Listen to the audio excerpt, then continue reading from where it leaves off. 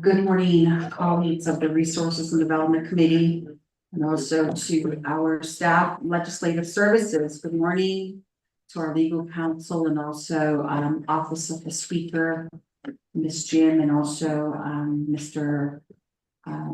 Navajo Nation. Thank you for being here, and also INTEC. And also our visiting officials here or representatives here that are present in person. We are here at Navajo Department of Transportation Nautani Boardroom, Monday, August the 19th, 2024, to start our regular Resources Development Committee meeting. So I'd like to call the meeting to order at 10:12 a.m. And with that, Rodney, could we please take roll call? Madam Chair, members of RDC, this is roll call for Resources and Development Committee, the 25th Navajo Nation Council's regular meeting for Monday, August 19th, 2024 at 10 a.m. Roll call. Honorable Brenda Jesus. Present. Honorable Brenda Jesus is present. Honorable Casey Allen Johnson. Excuse. Honorable Shauna Anclaw. Honorable Ricky Nez. Delegate Rick Nez is present. Honorable Ricky Nez is present. Honorable Danny Simpson. Here. Honorable Danny Simpson is present. Honorable Otto. Present. Honorable Otto is present. Madam Chair, you have 4 members present, which constitutes a quorum for this regular meeting. Question, thank you. And with that, I'd like to go ahead and ask if one of my colleagues would like to go ahead and volunteer to provide an invocation here this morning for those citizens that make you call or for on Chair Nez. Committee members, I don't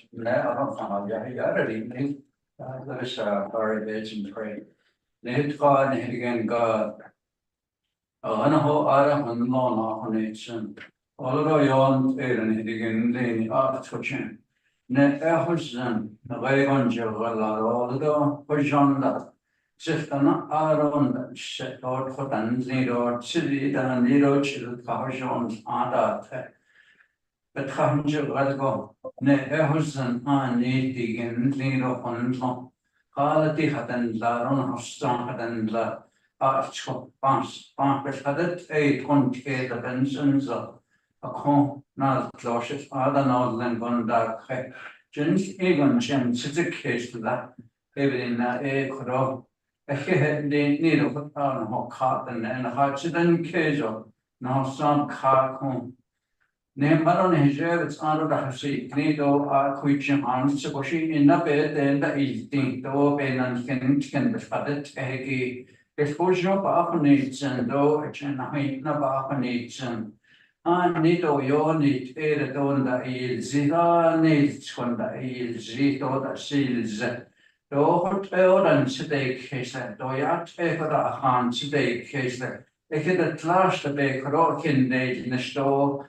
Die Hashini ego korota chotlegi be had neat ego neat ela hot arm nde ashmod nehidigeni in pagina but on a pahit nehits aja when they to a job but ne yo ne krobe it's a yell tit on that kino cotton lino they chana neat long na half chin best a hen had in aro con ha the net Mahajo legal the never not on it and hit Elia Beshwas and Nenan Ireland Lena Dink or Banana Shides and was one law arts one the then president or vice president who neighbored Rochelle Montoya, Chief Justice Joanne Jane, and the speaker Crystalline Curley.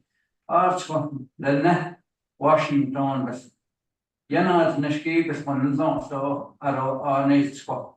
But I have we need our hands to machine that has take up the never state best less than again. A hair once a one change your body, then you get the nation Jesus Christ. Amen.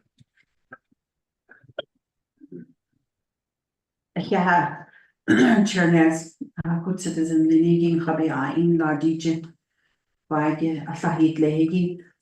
Do announcements. So do we have any announcements, colleagues of the RDC committee? Rodney? Ngoshi? So with that, I'd like to go ahead and go on to item number 2 on the agenda, recognizing guests and visiting official. Again, we have staff from Office of the Speaker here, Ms. Jim, and also Mr. Manus, our PIO director. And then we also have NECA, Board of Director.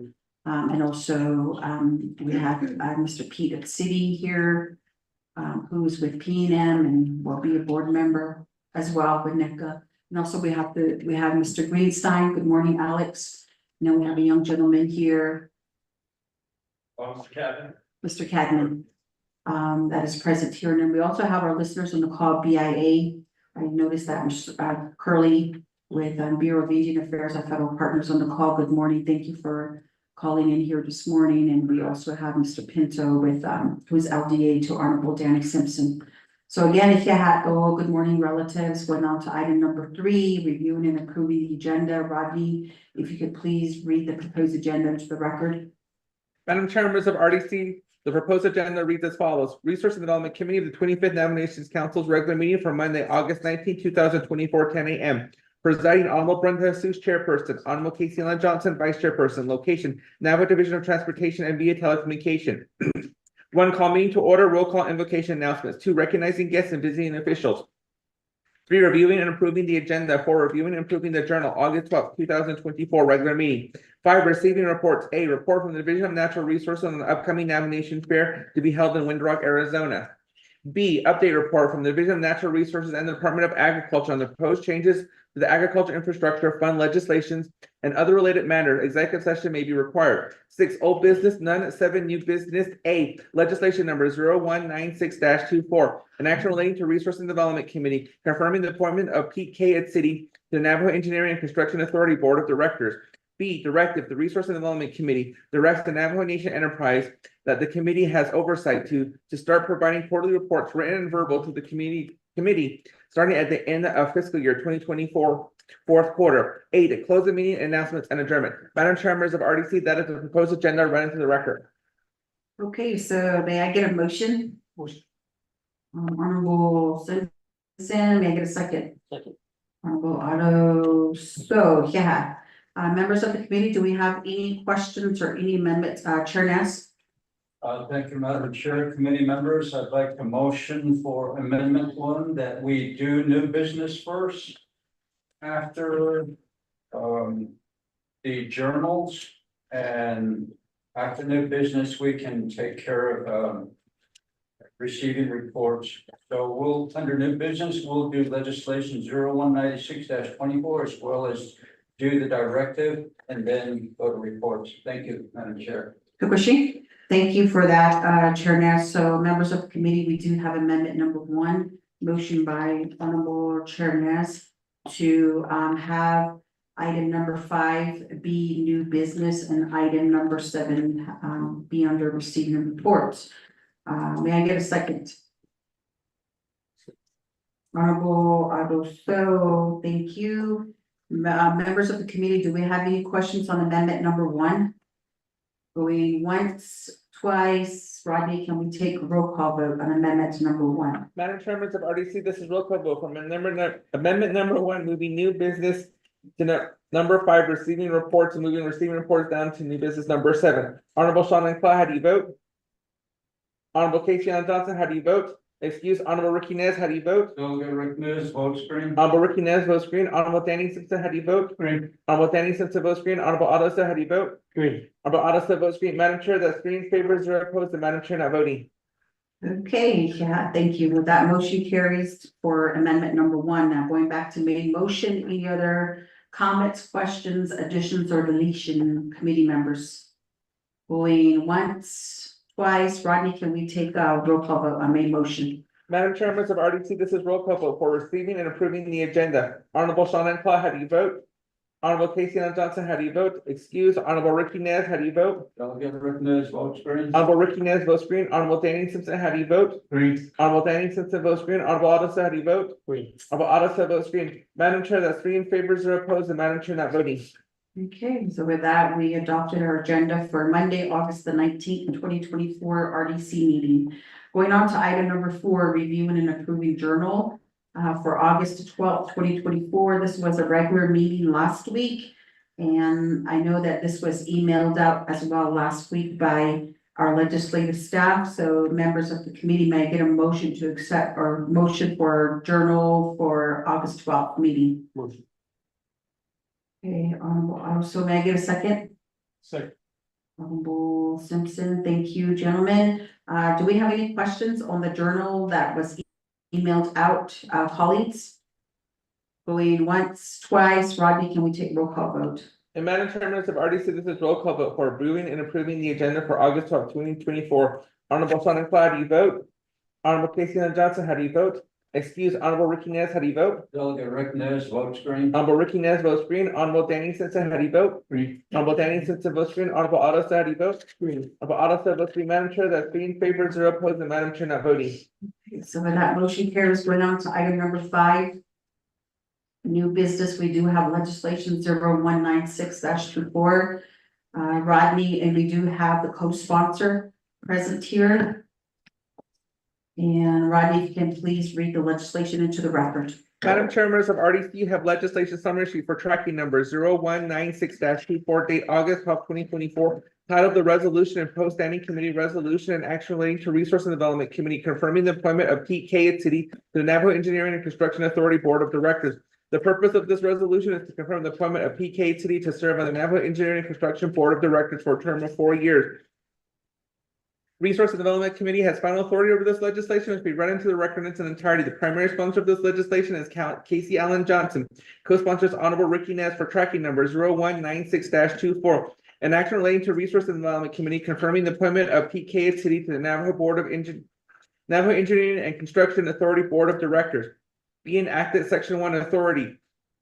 A, the Resource and Development Committee is a standing committee of the Navajo Nation Council, 2 NNC Section 500A. B, the Resource and Development Committee oversees areas such as the roads and transportation, communications, utilities, economic and community development, commerce and trade, right-of-way, public utilities, and housing, 2 NNC Section 500C. C, the Resource and Development Committee of the Navajo Nation Council grants final confirmation of appointments to entities under the authority of the committee requiring appointments. 2 NNC Section 501B9. Section 2 findings. A, the Navajo Engineering Construction Authority is authorized to engage in the general engineering and construction industry. 5 NNC Section 1972A1. B, the business and affairs of the authority shall be conducted by the board of directors of 7 directors, 5 NNC Section 1973A. C, the board of directors shall be appointed by the president of the Navajo Nation and confirmed by the Resource and Development Committee.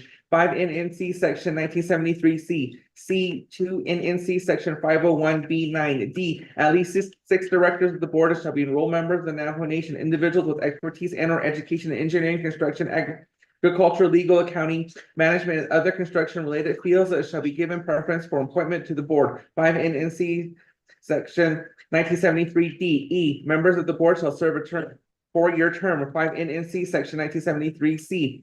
F, the Navajo Nation President appointed Pete K. City to serve as a member of the Navajo Engineering and Construction Authority Board of Directors.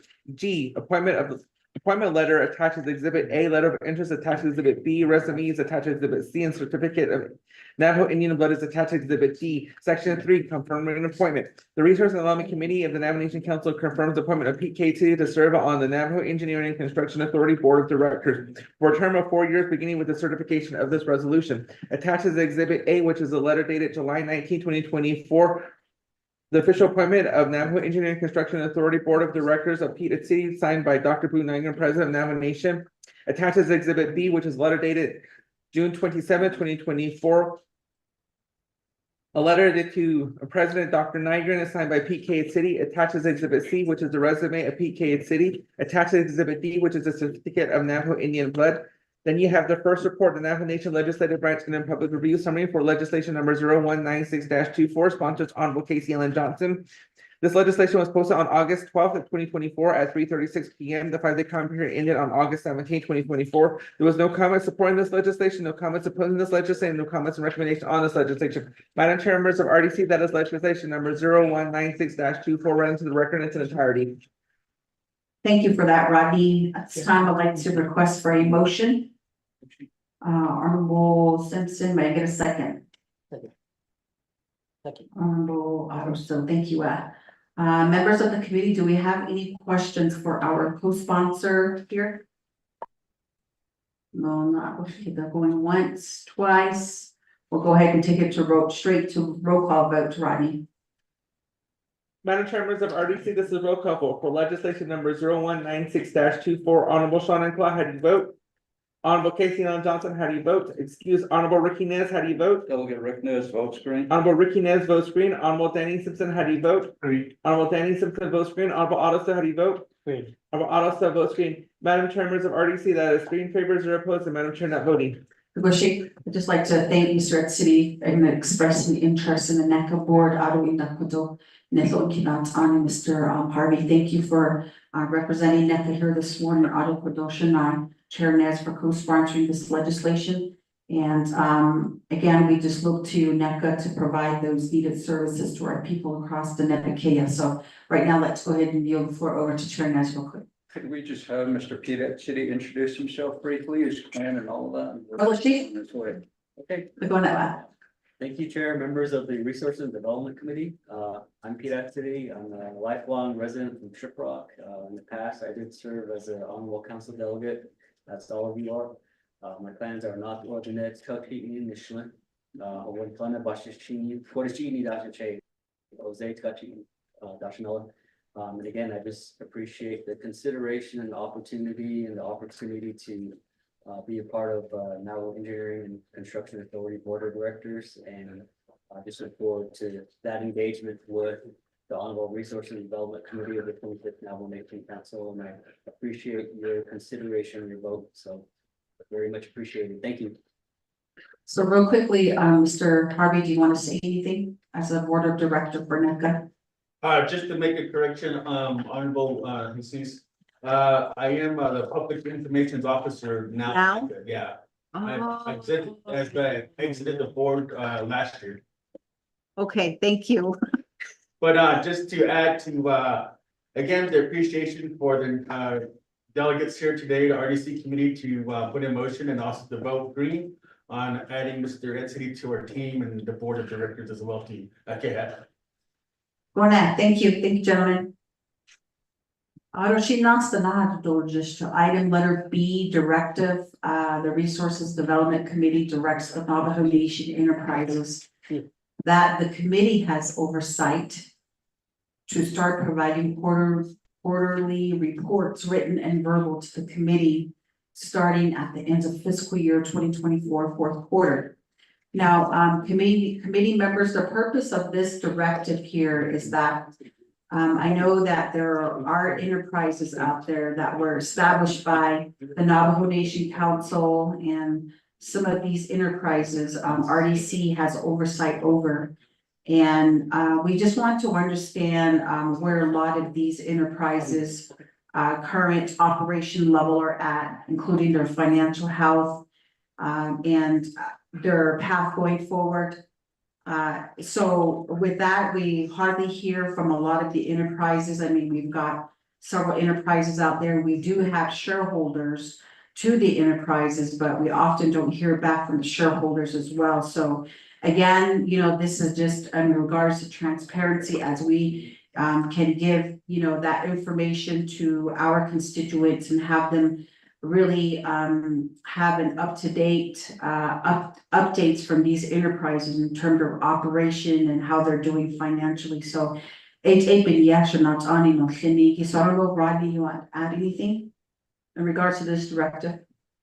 Rodney? Madam Chair, members of RDC, just for clarification purpose, before we read this into the record with the directive and with the voting of this, is not all the enterprises RDC oversees. Some are also overseen by Navajo Nation Council, and now this would include like Intech. Just for your record, Madam Chair, members of RDC. Okay, so so do we have you read that into the record? Okay, so Rodney, if you can please read the directive into the record. The Resource and Development Committee, pursuant to Navajo Nation Code 2 NNC Section 189B, is authorized to issue directive to division and departments within its oversight authority. The Resource and Development Committee directs the Navajo Nation Enterprise and any other Navajo wholly owned entity that the committee has oversight over to start providing quarterly report, written and verbal, to the committee starting at the end of fiscal year 2024, fourth quarter. Madam Chair, members of RDC, that is the directive read into the record. So at this time, committee members, I'd like to request for a motion. Motion. Honorable Aruso, second by Chair Nez. Members of the committee, do we have any questions? Honorable Danny Simpson?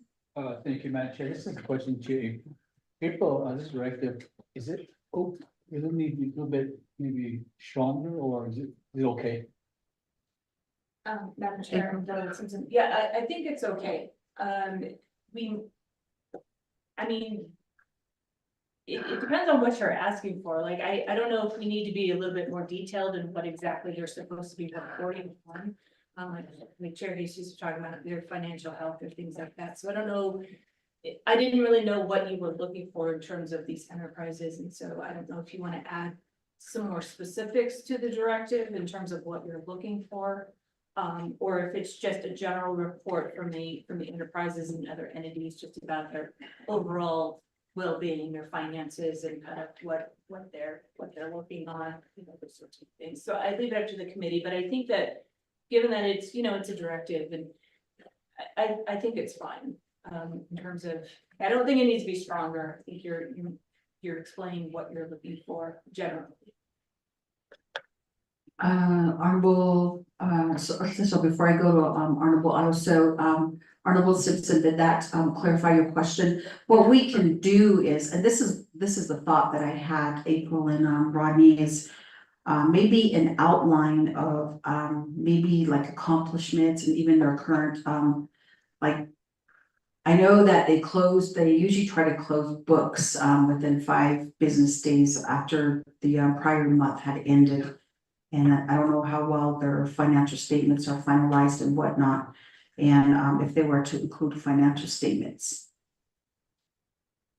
So I don't know, Honorable Simpson, would that be something that we can add in there, or maybe just an outline of a report document that we can include, or but again, we just really need to know where these enterprises are at and in terms of their financial health, because we don't want to be hit at the last minute in case one of them is not performing very well and they have to come to council for financial resources. So again, we just need to be ahead of the game as RDC and really help our enterprises. So Honorable Simpson.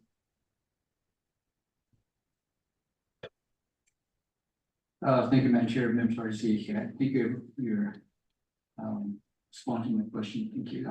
Madam Chair, I think there's more detail needs to be added to this directive. Again, what you say right there, the accomplishment on a quarterly basis by each enterprise that we have oversight. Also on the financial, it'll probably come under when they close out the books, be part of their quarterly report. So I don't think we really need to add a financial report because that would be part of their one of their quarterly reports. So it's just their accomplishment, and if there's Challenges or other areas. issues. Yeah. Other issues that they might need to be addressed, I think that needs to be done in the quarterly report. So just a little more detail as April stated. That would help a lot. It would help a lot to what the enterprises report to the research and development committee. Thank you, Madam Chair, and members of the CCAT. Hiroshi, thank you, Honorable Simpson. I got that noted, and let me go to Honorable also, then I'll go to Chair Ness. Thank you very much. I think that as we start to talk about finances and things like that, that part of the finance, the authority is on Budget and Finance Committee. So I think that as long as we stay within what our covenants is as Resources and Development Committee, our actual oversight authority, that's all. And not to overreach and things like that, because enterprises are built for a certain purpose. And it's good to have that reporting mechanism to the government, because when the enterprises are created, they are council gave them that authority to operate without a lot of the travel mechanism that hinders business. and on their operation. So I think it's more, or it should be more geared to what our committee oversight is. So thank you. Yeah, thank you, Honorable Otto. So Otto, going on to Chair Ness. Thank you, Madam Chair, committee members. Normally when some of these enterprises, when they want to disclose their finances, it is usually done in executive session and the documents are normally stamped at the bottom or at the top. It says NDA, non-disclosure agreement. And these types of information are normally just for leadership, council to be aware of certain financial documents that they would like to present to leadership. So sometimes that's just how it works. Thank you. Back to you. Otto, we do have Honorable Shauna Claw that joined us here for Resources and Development Committee. And just to get you up to speed, Shadeja, we are on item under new business, letter B, a directive. The directive will go to the Navajo Nation Enterprises that the committee has oversight and provide a quarter report, written and verbal, to the committee starting the end of FY 2024. So with that, some of the comments that were made by colleagues were a more in-depth request. One of them is going to be looking at some of the accomplishments that the enterprise was able to attain, and also possibly listing some of their current challenges and barriers, and how as policymakers and oversight we can be of assistance. And Honorable Otto did mention that the finances, that particular side lies under Budget and Finance Committee.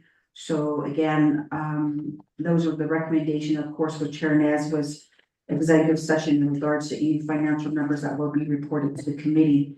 So with that, Rodney did read out the directive to provide a quarter report. And it's going to be just a probably a quick one-page synopsis on their accomplishments, or even 2 pages. So I don't know if you want to add anything to this dialogue here, Honorable Claw.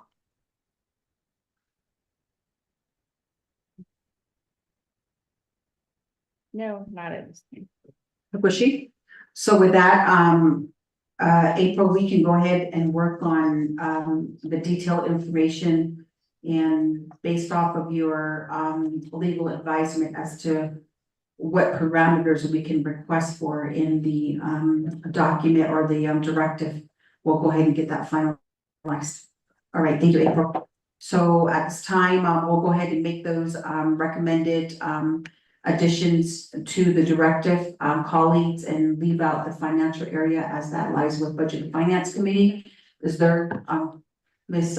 April? Thank you, Madam Chair. Sorry to interrupt. No. But I think with certain enterprises that have shareholder reps, the shareholder reps get into all the finances, right? Because the shareholder reps are representing the shareholder, right? The Navajo Nation. With these other enterprises that are under the oversight of RDC, basically you are representing the Navajo Nation as the shareholder. So I think it's fair to say that you can get into their finances, and because you want to assess the overall health of these entities. So I think it's fair to ask for financial data.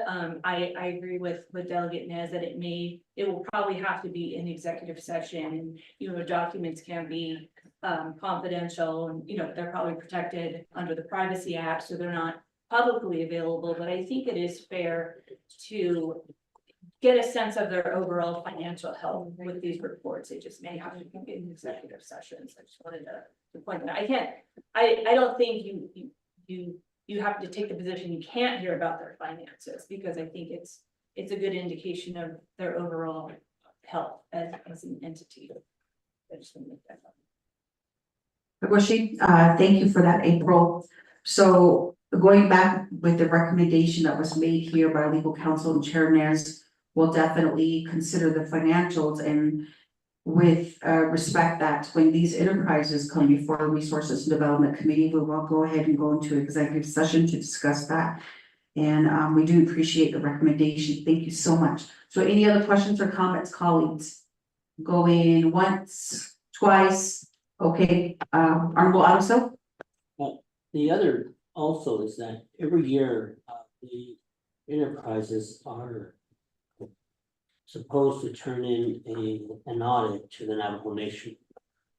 And that audit document is actually part of the Navajo Nation's financial audit also. So meaning that they do submit their reporting mechanism to DD. And that's included, so they report it there. And then as the Navajo Nation's audit is done, like before the any comprehensive budget is approved. In the for a fiscal year, the Navajo Nation audit has to be approved, and I believe that portion of it is actually intertwined with the Navajo Nation's audit also. It reflects that as part of the nation, so it is just FYI. Thank you. Okay, I do have that noted here as well. And again, as oversight to some of these enterprises, we get that information, whether they've been fulfilling their submission of their final audit in regards to their fiscal year operations. Some of them go by calendar year, some of them go by possibly our Navajo Nation fiscal year, and then there's some that by the federal guidelines where they start June 1st. So, or July 1st, so so we'll probably look into that a little bit more. And thank you for noting that, Otto. So I'm gonna note that and see if we can get that information. All right, so any other comments or questions, going once, going twice? With that, Rodney, can we take roll call vote on item letter B under new business? Madam Chair, members of RDC, this is roll call vote for the directive by RDC to the Navajo Nation Enterprises and wholly owned entity. Honorable Sean Claw, how do you vote? Green. Honorable Sean Claw votes green. Honorable Tracy Allen Johnson, how do you vote? Excuse. Honorable Ricky Nez, how do you vote? Delegate Rick Nez votes green. Honorable Ricky Nez votes green. Honorable Danny Simpson, how do you vote? Green. Honorable Danny Simpson votes green. Honorable Otto, how do you vote? Green. Honorable Otto votes green. Madam Chair, that's 4 in favor, 0 opposed, and Madam Chair not voting. Okay, so with that, we go on to item number 6, old business. We do have none. And going on to item number 7, receiving reports, letter A, report from the Division of Natural Resources on the upcoming Navajo Nation Fair to be held in Winter Rock, Arizona. We do have presenter, Mr. Michael Lona, Division Director for Division of Natural Resources. So Kodoshi Shinatani, take the seat up front, and we will allot you 20 minutes to give your report for the upcoming fair, Navajo Nation Fair that will be held first part of September.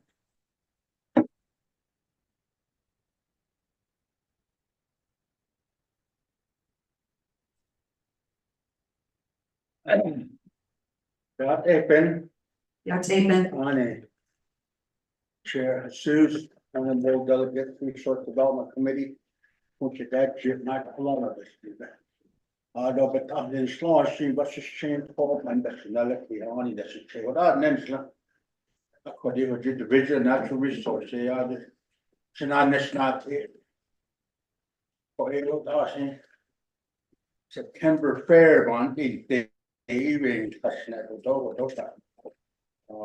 our consultant is also here present that can fill in any of the blanks or the details of events each day.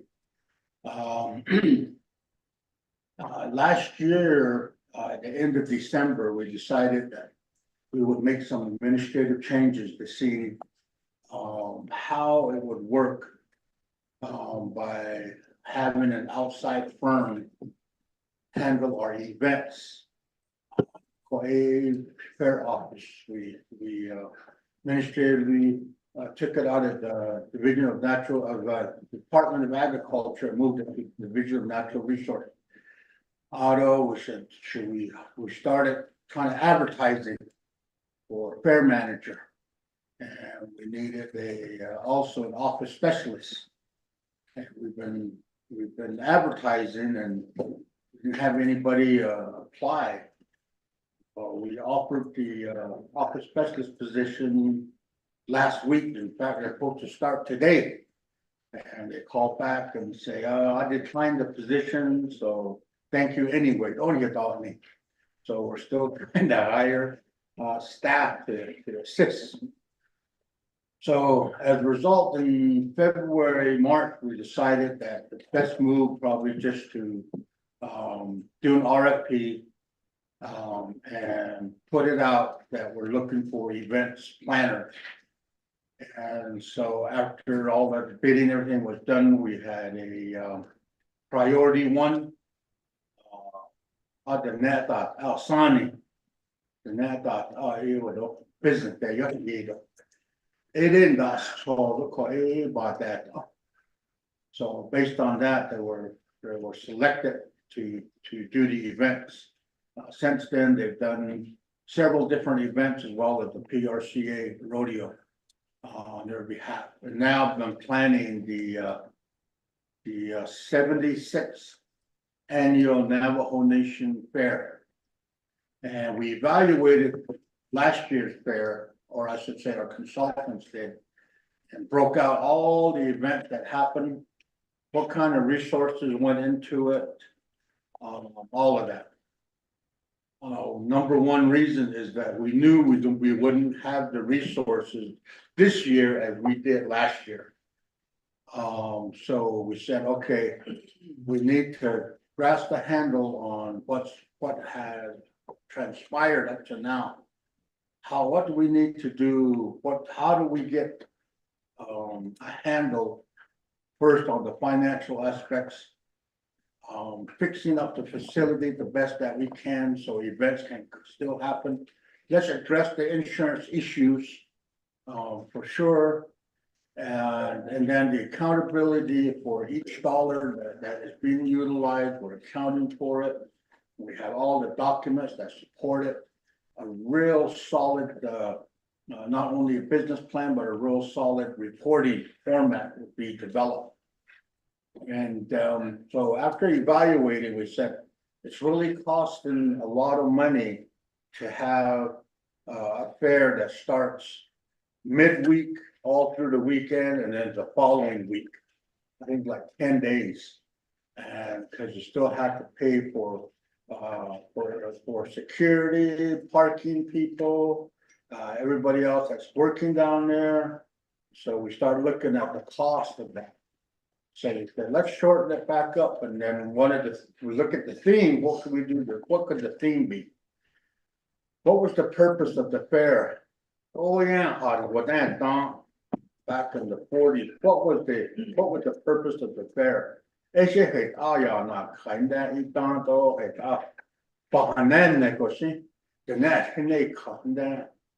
social aspects, and then some of the things came evident was that it was surrounded by harvesting of our agriculture.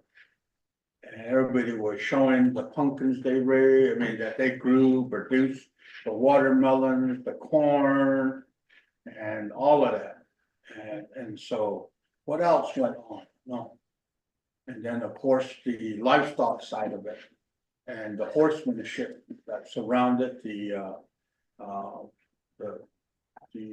outdoor activities at the rodeo ground. At one time there was actually horse racing that went on. We had wagon races, we had the chicken pull, we had all kinds of different activities through the years. So we said, well, let's kind of go back to that and shorten it up. So this year, the fair will start on Wednesday, September 4th. We start with Elder Fest. It's all geared to our elders. You can shade on, you can nut it, my son is we're gonna recognize them. The event will be geared around towards our elders, honoring them, recognizing them, giving them activities, participate in, song and dance, all of those traditional activities. So that's gonna be on Wednesday. Thursday. I mean, Thursday. Wednesday's. Oh, Wednesday's Tuesday, the other way around. Yeah. Oh, okay. So Wednesday, the Kids Day. We want to really reach out to all the schools and have them come and have the activities all day on Wednesday for the kids. Learning, being a part of, even the youth rodeo is gonna be on Wednesday. So everything geared to youth is going to be Wednesday.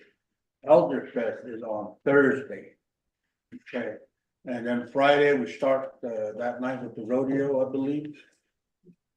Okay, and concert. And then Saturday, we're still looking at signing a contract with entertainer. And the challenge this year is that we use what had been budgeted in the fair office to try to get the fair up and running, which we're able to do up to this point. And also, there have been funds that have been deposited from the fair last year, the previous funds that were deposited into OOC in the fair office account.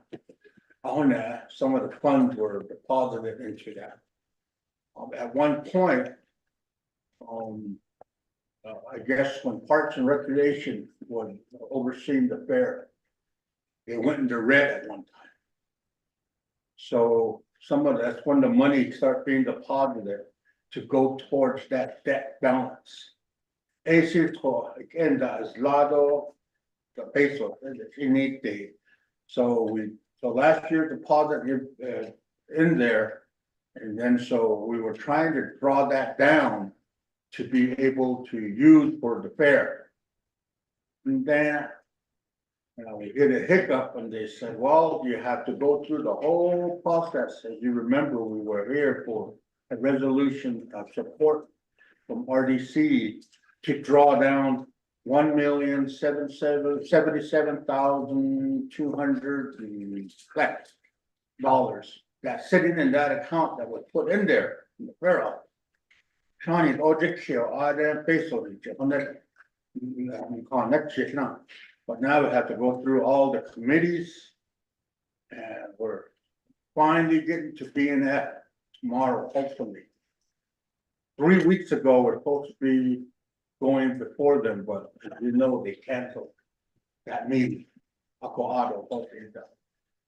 So we're hoping that we're able to get BNF to support, draw down the money from the fair to be used for this fair, and then go to Nabi and hopefully a council session real soon to be able to use that money to pay some of the other costs.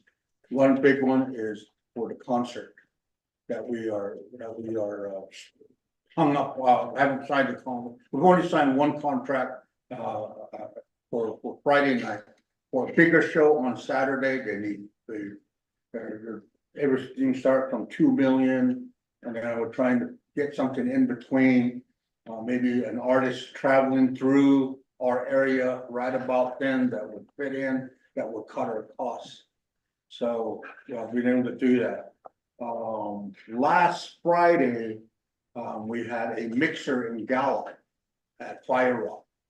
And our coordinator that's handling the concert, Art and Burley, they got information to all the business owners in Gallup and to bring them out to a mixer to hear about our event, what our plans are, and how we want to be able to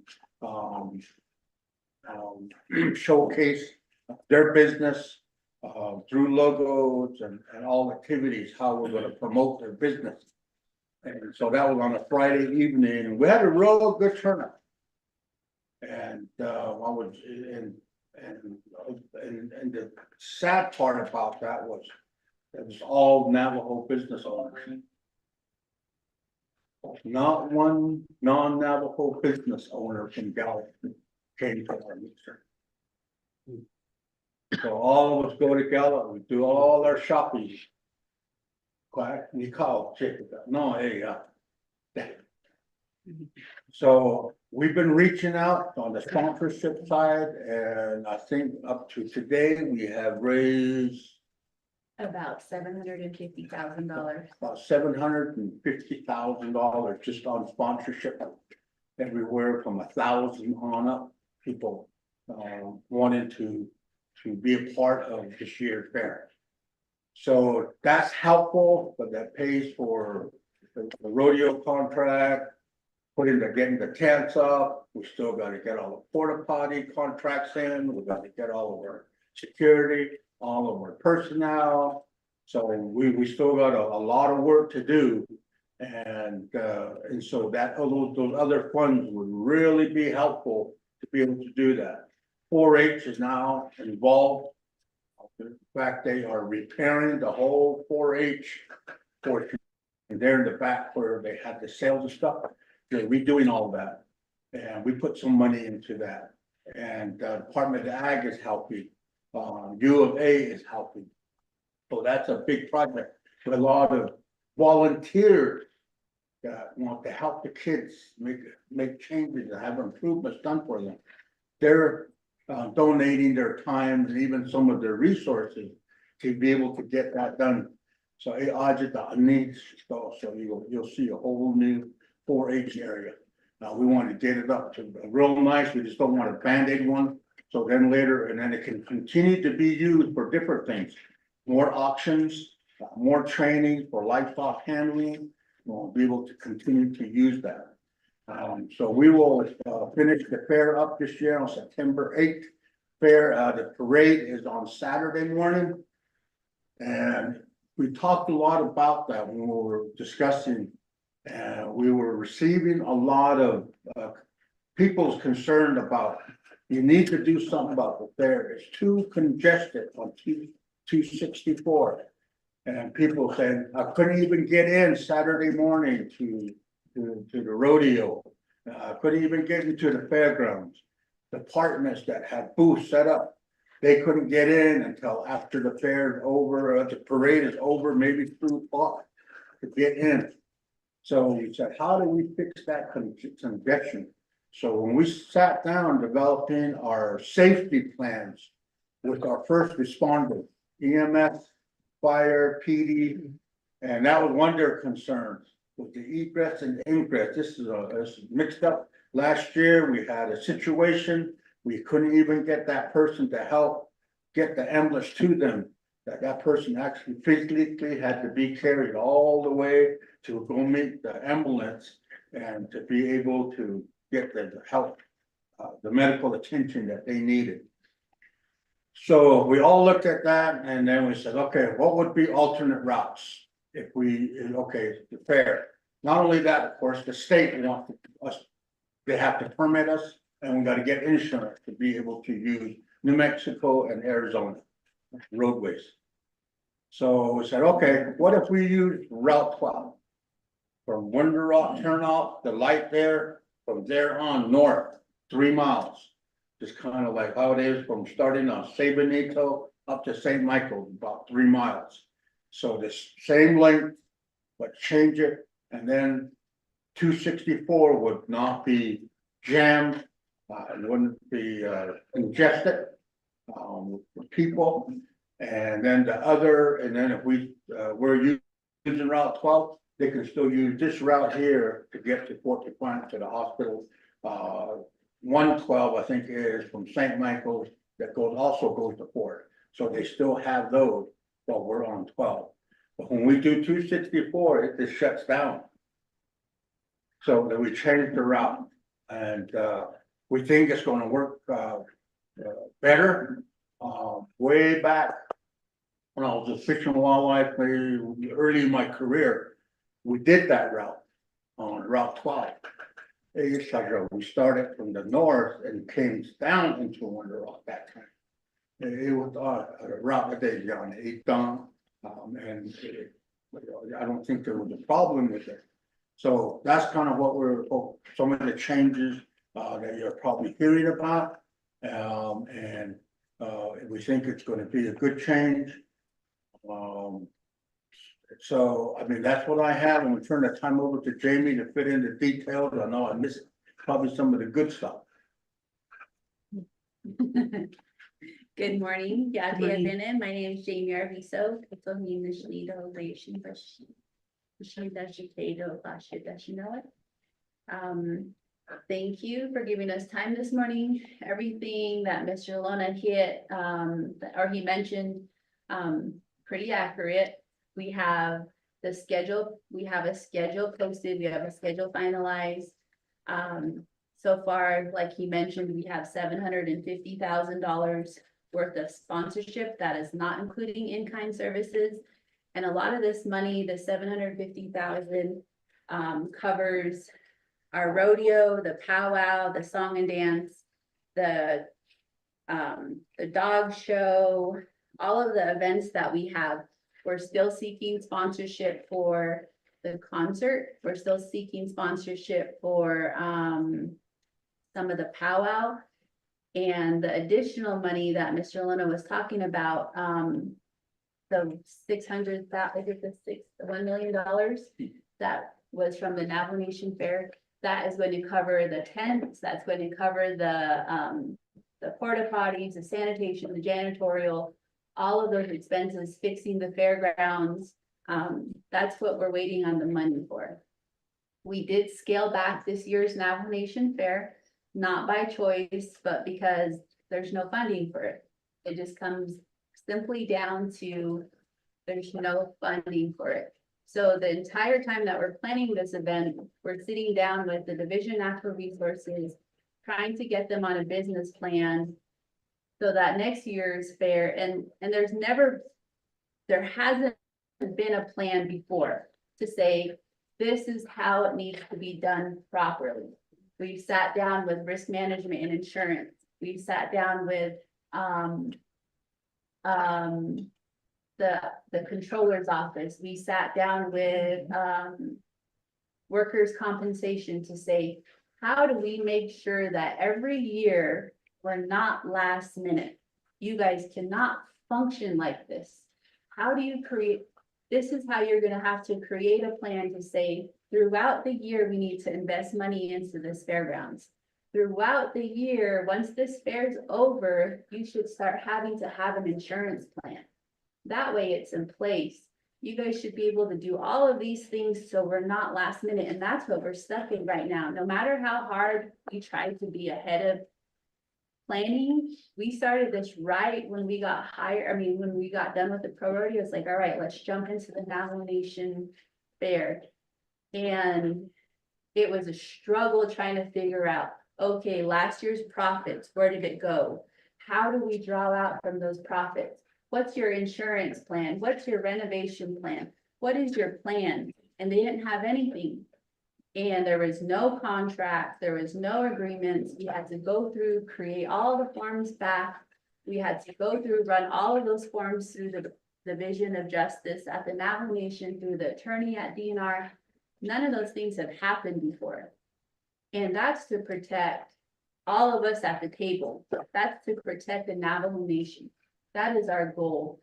And so it's like recreating the wheel. As long as the Navajo Nation Fair has been established, it's never been done properly.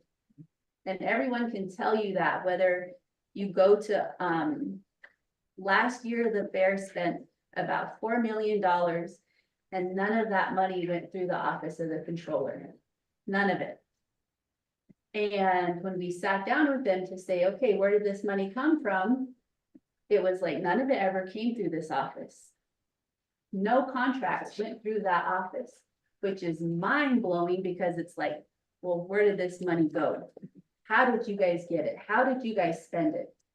So we went back through, we looked at all the events like Mr. Alona said, and we looked at it from a revenue point of saying, okay, how much does the rodeo cost? How much does the song and dance cost? How much does this cost? Every detail we broke down. And last year's fair was the free for all for everybody. It was like 20,000 for you, 20,000 for you, 10, 15, whatever. Whatever they needed, they got.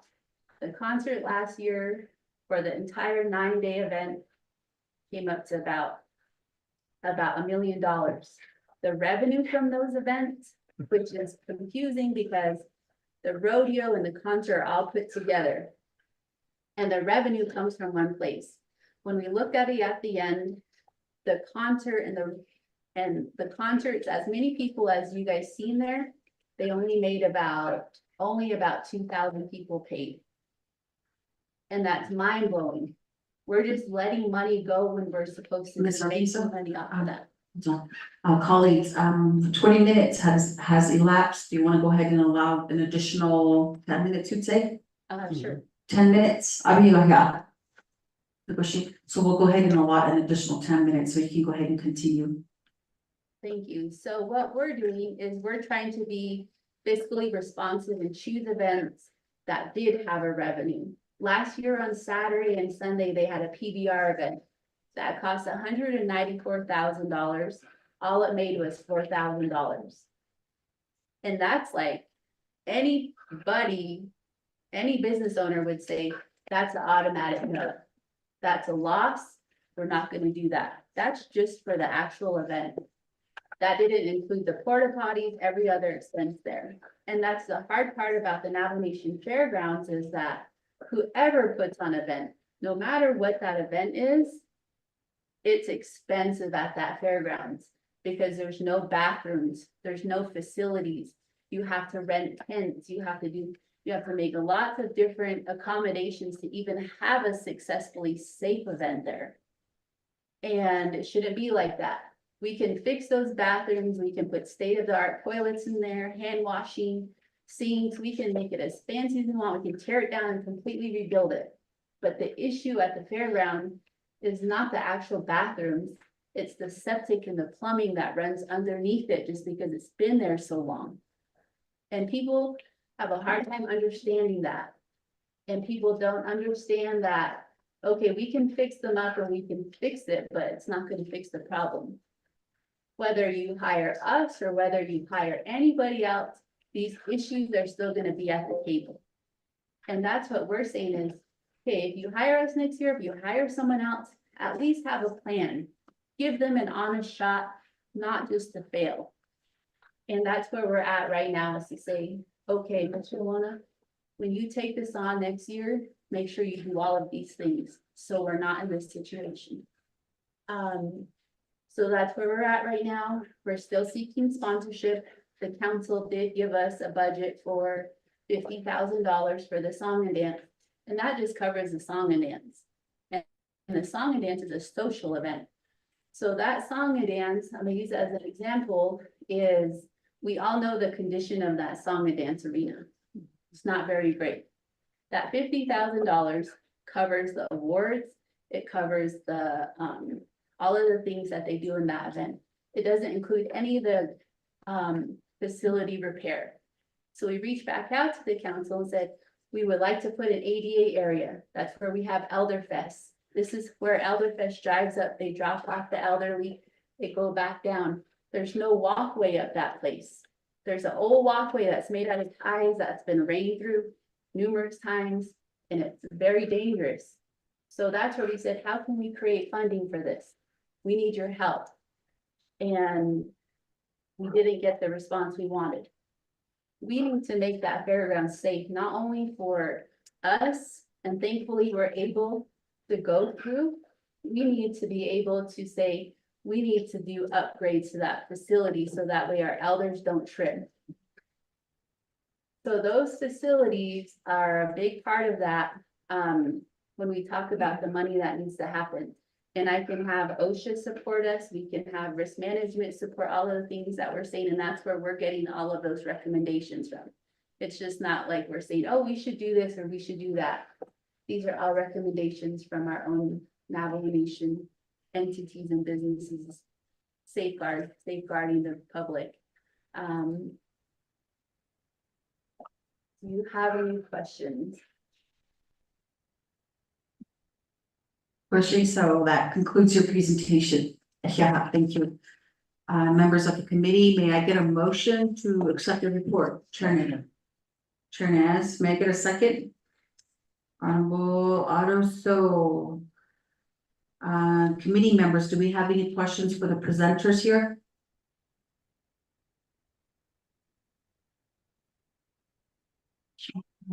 Delegate call.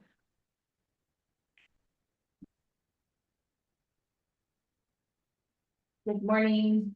Thank you for the report here.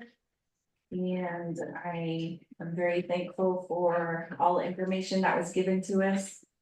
And then I do want to make just a few comments, not necessarily questions.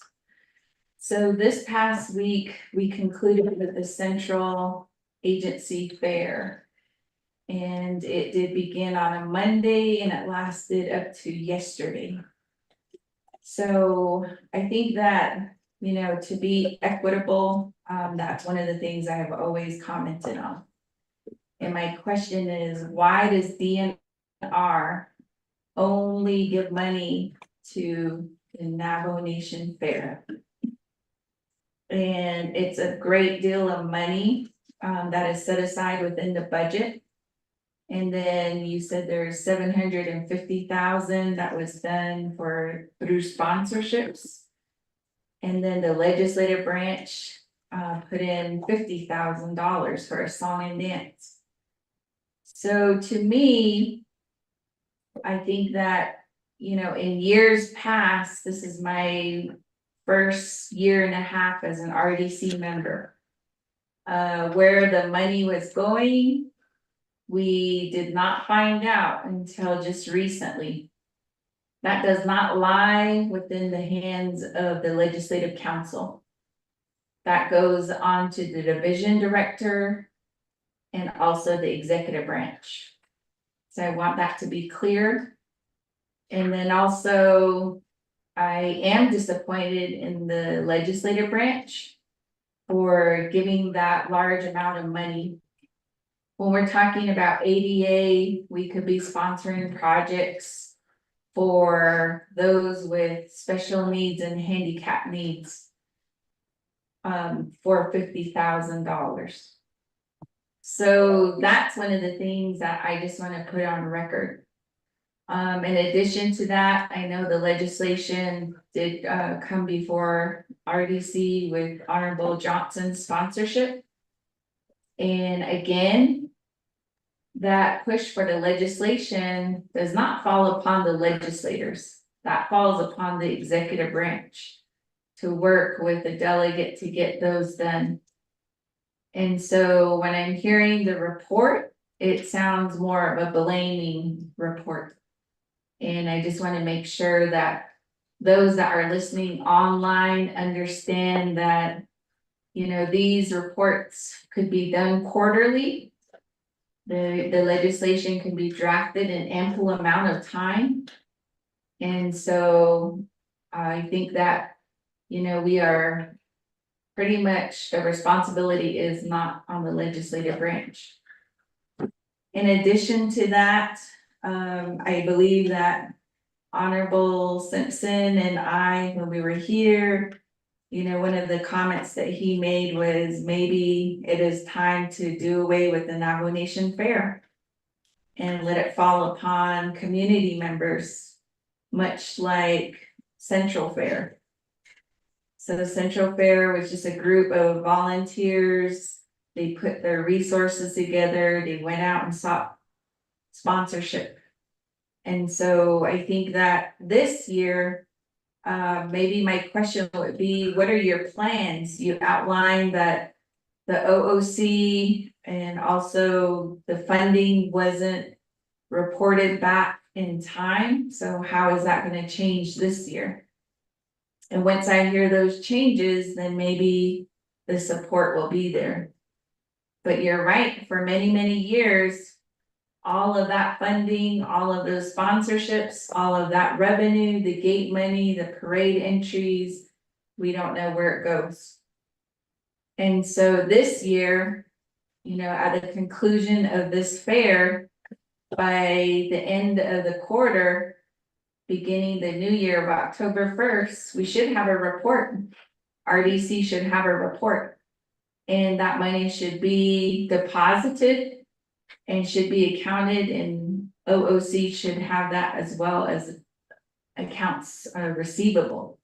So that's just what I wanted to add, and I think that the fair is coming in a few weeks, 2 weeks. And sometimes you're just gonna have to deal with what, resources you have. Very unfortunate, but again, that delay in planning, it was on, it fell onto the hands of the executive branch. And I know there was a change in leadership.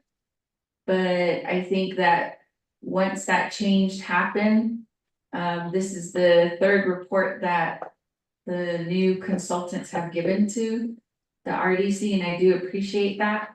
But I think that there was ample amount of time. So I just wanted to add that, Madam Chair, and I'll turn it back over to you. Question, thank you for that. Should raise your honorable call. Any other members of the committee with any questions or comments?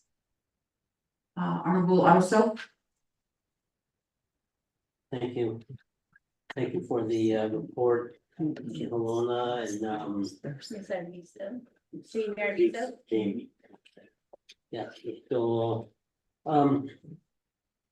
yes, funds that Honorable Johnson is seeking right now, the funds that are pretty much inside the account that set up within the nation, and those are proprietary account.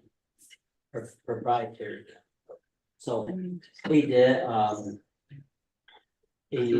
those are funds that were raised by like from previous fairs, as the basically wasn't it, and I think that proprietary account has a certain policy in place for the expenditures, things like that, and as long as, I guess, well, as you guys access it, just make sure you guys follow the policy for what the requirement for the expenditures. And then I do have want to say faith. We'll see what happens this year, because it's just like a 630 contract. Federal government has the responsibility of certain things like public safety and things like that. Indian Health Service and the Navajo Nation goes in there and say, or the tribes will say, I can do that job better than you. They go into a 630 contract and they actually get there, it's different. So we'll see what happens. I do agree that some sort of policy needs to be put in place, a permanent policy. Whether it's under the travel program or just an outside a third party to be put in place for a couple of years at a time. That way, you know what the consistency of the fair is. My community went through that for many years to the city, and they probably 2012, things changed, and they actually have a whole policy in place and a whole set aside revenue that's set for them, and they whatever they generate, they have startup money, things like that. And yes, the coordinators and things like that still have to go out and try to get a sponsorship. And as you alluded to sponsorships, as you guys came on board, that timeline for sponsorship is a short timeline. And as a third quarter, also businesses are frowning upon helping because their business mechanism reporting, their financial books are closing. And at this time of the year, they usually don't help. So as they move it forth, a permanent solution to either have a permanent office that could actually get something in place so that their coordinators are selected earlier so that they can go out and actually do their work and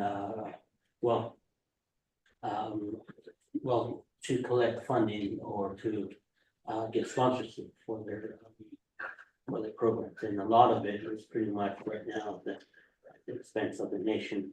The Navajo Nation Code. And this is where I always say that the nation only funds, I believe, this fair, and then for public safety in their books or in the code, it indicates that public safety shall set aside funding for Navajo Nation Fair and Northern Navajo Fair. Because there are only two fairs that the Navajo Nation legally has some sort of responsibility for the fairs. And that's where a lot of the policies really come back to the drawing table pertaining to that. And we know that public safety not deviates, doesn't look at that and it's all fair because public safety is needed there and each of the fairs. And again, more kudos to you guys, try to plan a fair this year and who knows, we might have a better product this year. And I do agree that planning and having a budget to work by is something that could really help. Also, the facility is beyond crumbling. And, just like I don't know if the Gorman Hall is still close. But, we're not investing, some travel programs on there, if you look at the sports center. I think it's close, but you look at it and you wanna have a fair there but the owners is not, we're not investing monies into that fairground. I was talking to one of the hotel chains that we're planning to is actually building on Navajo, and he goes, I would really like to build a hotel right there on the west side of the parking lot, there in the fairground. And we contact. Really like to build a quintet right there. I can build it, with help and things like that, and that will, just opportunities like that. Yeah, but as a nation, I think that we really had to come back to the drawing table on that, on how to pay for it, because at the end of the day, what the Navajo Nation budget is, you have to rob Peter to pay Paul. As an example, one of the delegates may say, give us an unmet need of the fairgrounds. And if you really look at what the unmet need is, it's probably about 150 million on up. If you just do an upgrade, because you look at, for me, I'm thinking about if it's a septic system, that's an expensive infrastructure that's there. You look at the water lines, are they forged pipes, or are they even capable to meet the demand and water usage at that time?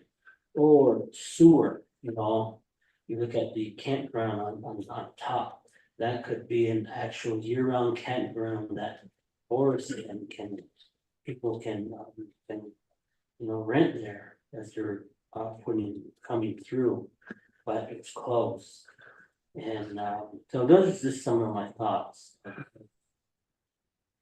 Fairground there, but somewhere the Navajo Nation has to come back to the drawing table to see if it's gonna be, if it's gonna continue to be under the nation, or we create another enterprise to run the fairgrounds. That way, it's a whole different avenue. They're responsible for it, come to an agreement. And yes, maybe the nation will pump in $2 million a year to assist, because it's the nation's fair. But, but in light of, allowing the enterprise to grow, as it's created an enterprise to run the fair. Because doing business through the Navajo Nation is, this red tape, just to get a check out. And one day you stop here, you stop there, you stop another place, go on all day, and sometime the 164 process takes about 1 year. And if we can't get money out real quick, it tells you that we either do not have an Navajo Nation Fair no more, or we find a better way to have it and get a entity, or just have a third party, like how your contract was expedited or put in place. And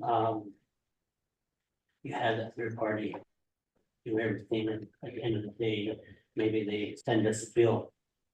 That's another thing, but again, the Navajo Nation again is bad at paying its bills.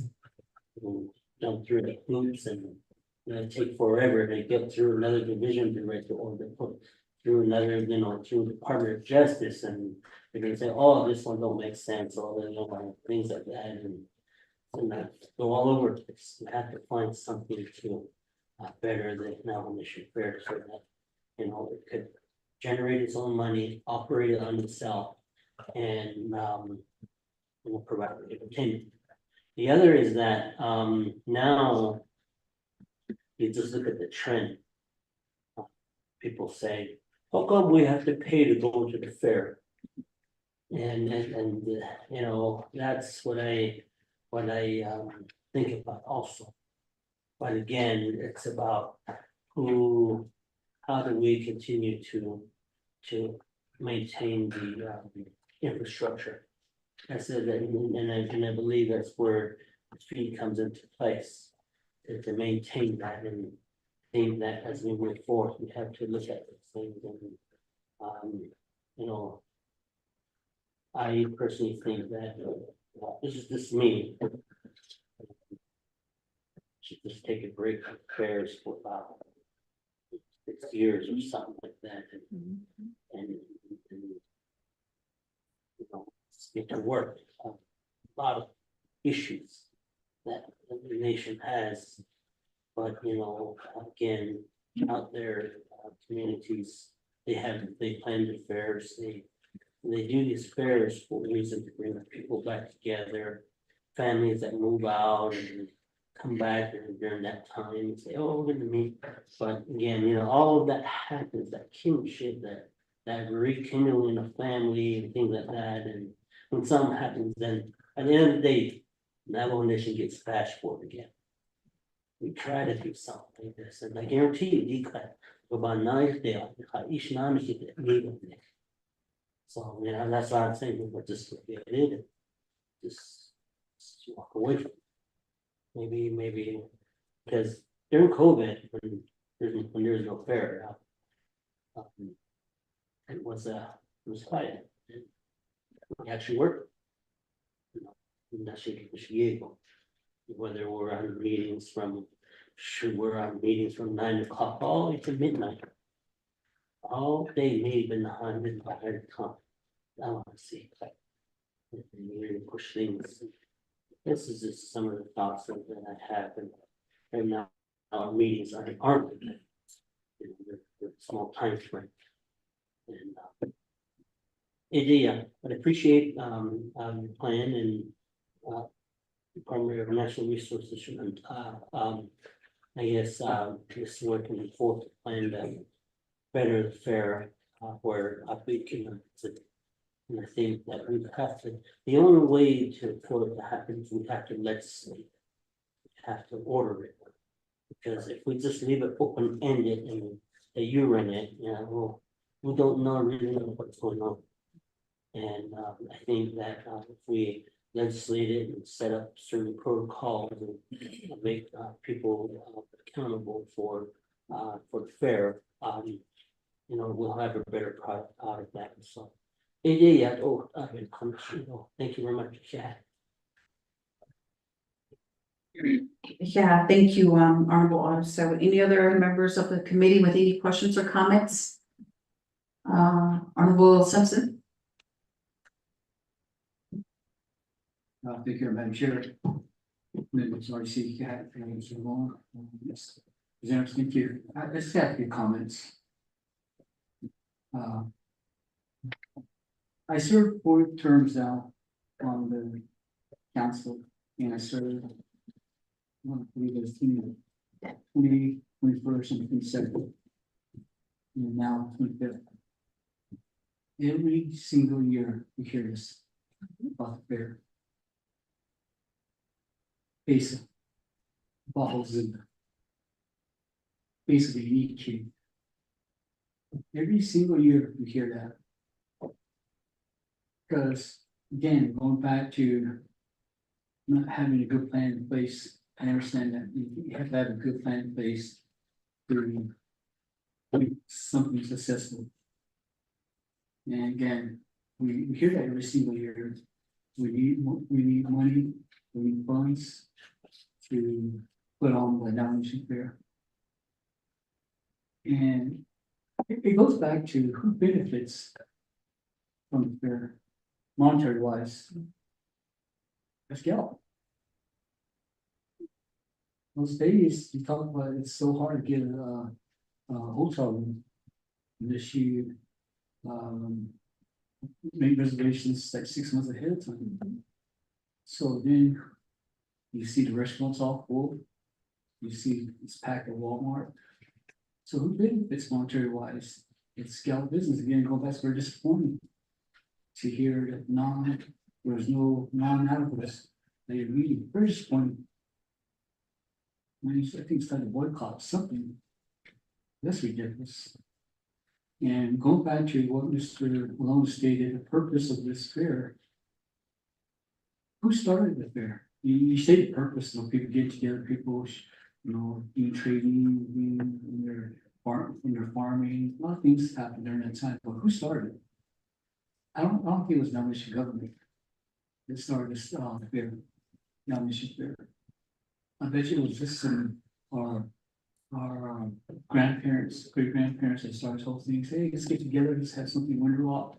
We're saying Michael's, and it just grew from there. Somewhere the Navajo Nation got involved probably. And they said we're running. And to me, maybe let's go back. Let's go back to how it was started. And now we have consultants here. Our Navajo women helping to get this upcoming fair going. And to me, it goes back to Navajo Nation probably should stay away from it. And just have a private entity run it. I guarantee it's gonna be very successful because that private entity wants to make money. With the current one, we're just looking at, okay, we're gonna just have Navajo Nation Fair so our Navajo people can get together. Afterwards, we get the backlash as the Navajo Nation government. We get the backlash. It goes down to we're not even involved as delegates, but we get pressure. But no, I can't get through the traffic. There's no portal jump. We get the backlash here. The delegates. So take that. I guarantee you, if there's a private entity that's going to run this, that private entity, that business is going to make sure that they have the best fare because they want to make money. You won't have certain entities asking for VIP passes because this is part of their profit. That unless they probably get sponsorship from these entities. And it's just something that I always look at. And it was a mission, $4 million. What happened to that? To me, I think we need to do some kind of investigation into that. What happened to that $4 million? That's a lot of money. I hope somebody doesn't have a mansion somewhere with this $4 million. And going back to people, and my brother stated, people complaining about paying to go into fair. I just attended San Juan County Fair this past weekend. Good number of Navajos were there. But they sure didn't complain about paying $10 going into the fair. They sure didn't complain about that. They sure had about 8 family members going in there paying like 60, because the kids all stuff, $60 to $80.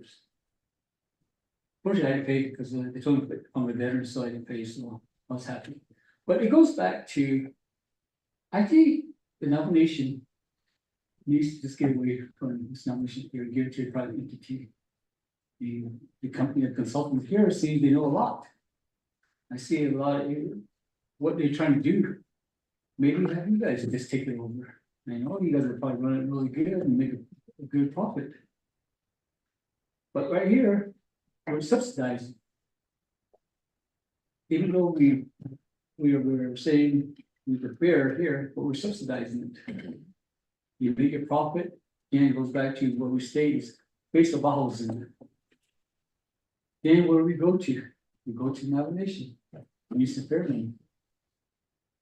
So again, it's just something that I would really think we need to talk about that. Just this upcoming fair is done.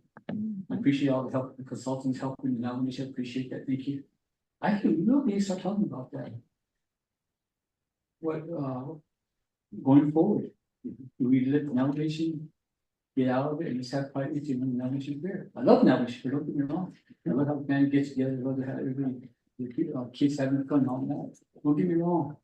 But I think if a private entity runs it, they will really do a good job. Yeah, they want to become public. You know that. So that would be my discussion. Then going back to my brother sponsoring legislation in reference to that $1 million cents, there's a little bit of $1 million. To me, I think the way I wish April was here.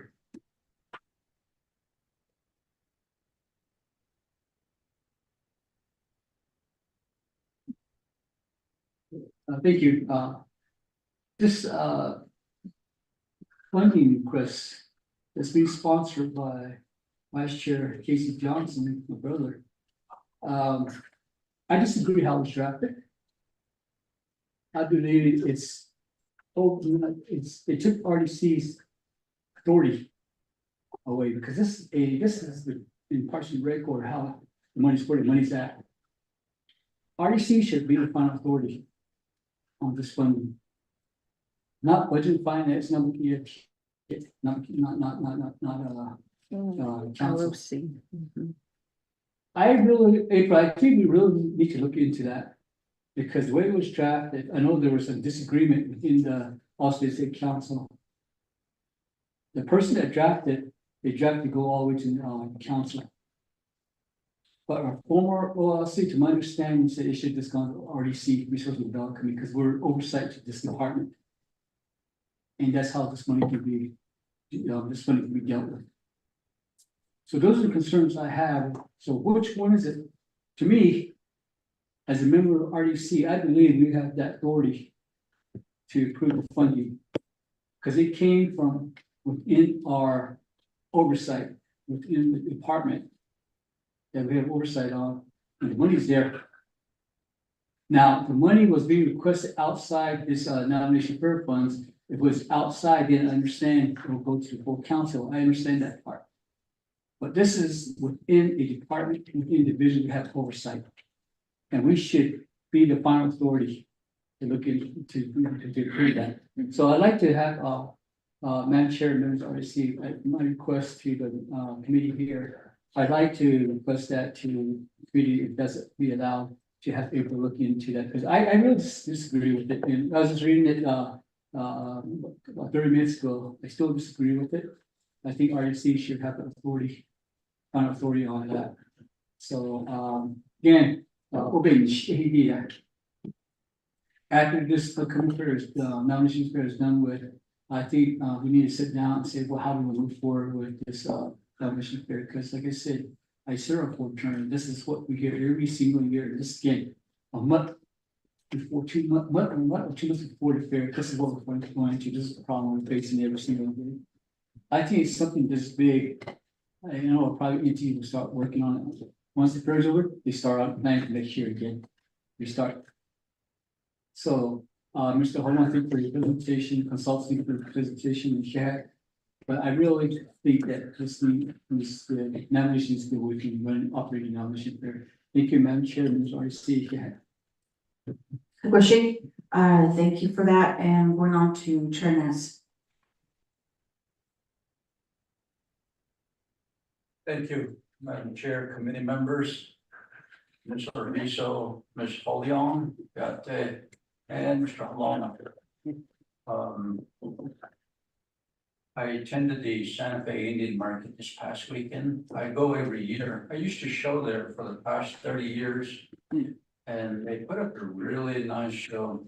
I mean, we have native artists, maybe 1,500 of them that converge on there. People from all over the world come. I mean, overseas. It's the biggest Indian art show and it's very famous, the Santa Fe Indian Market. Now, a few years ago, the Navajo Nation put up some good money for artists. And a lot of good Navajo top cream of the crop artists came and really showed their works here. And after that, it's never been done again like that. And I think about how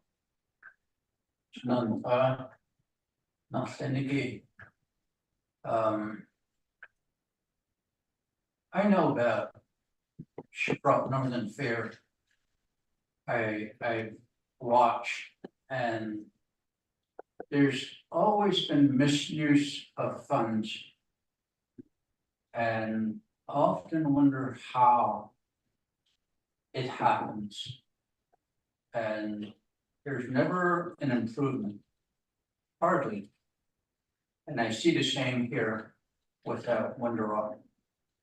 They had the high school finals rodeo at San Juan County a few years ago.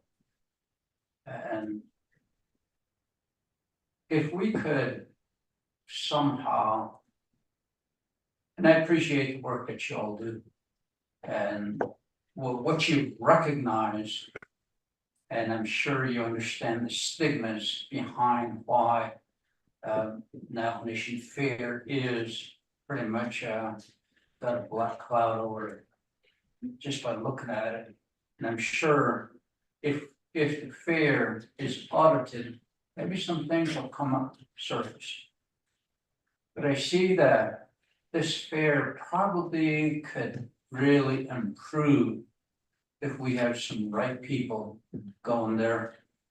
Well, in 2019, I got on the council, and I remember at the time, 2018 is probably the last time that the museum was operating the fair, and after that, it was Parks and Rec. And certain things have happened, and then it was handed off to the Department of Ag, and now Zion here. And I'm wondering,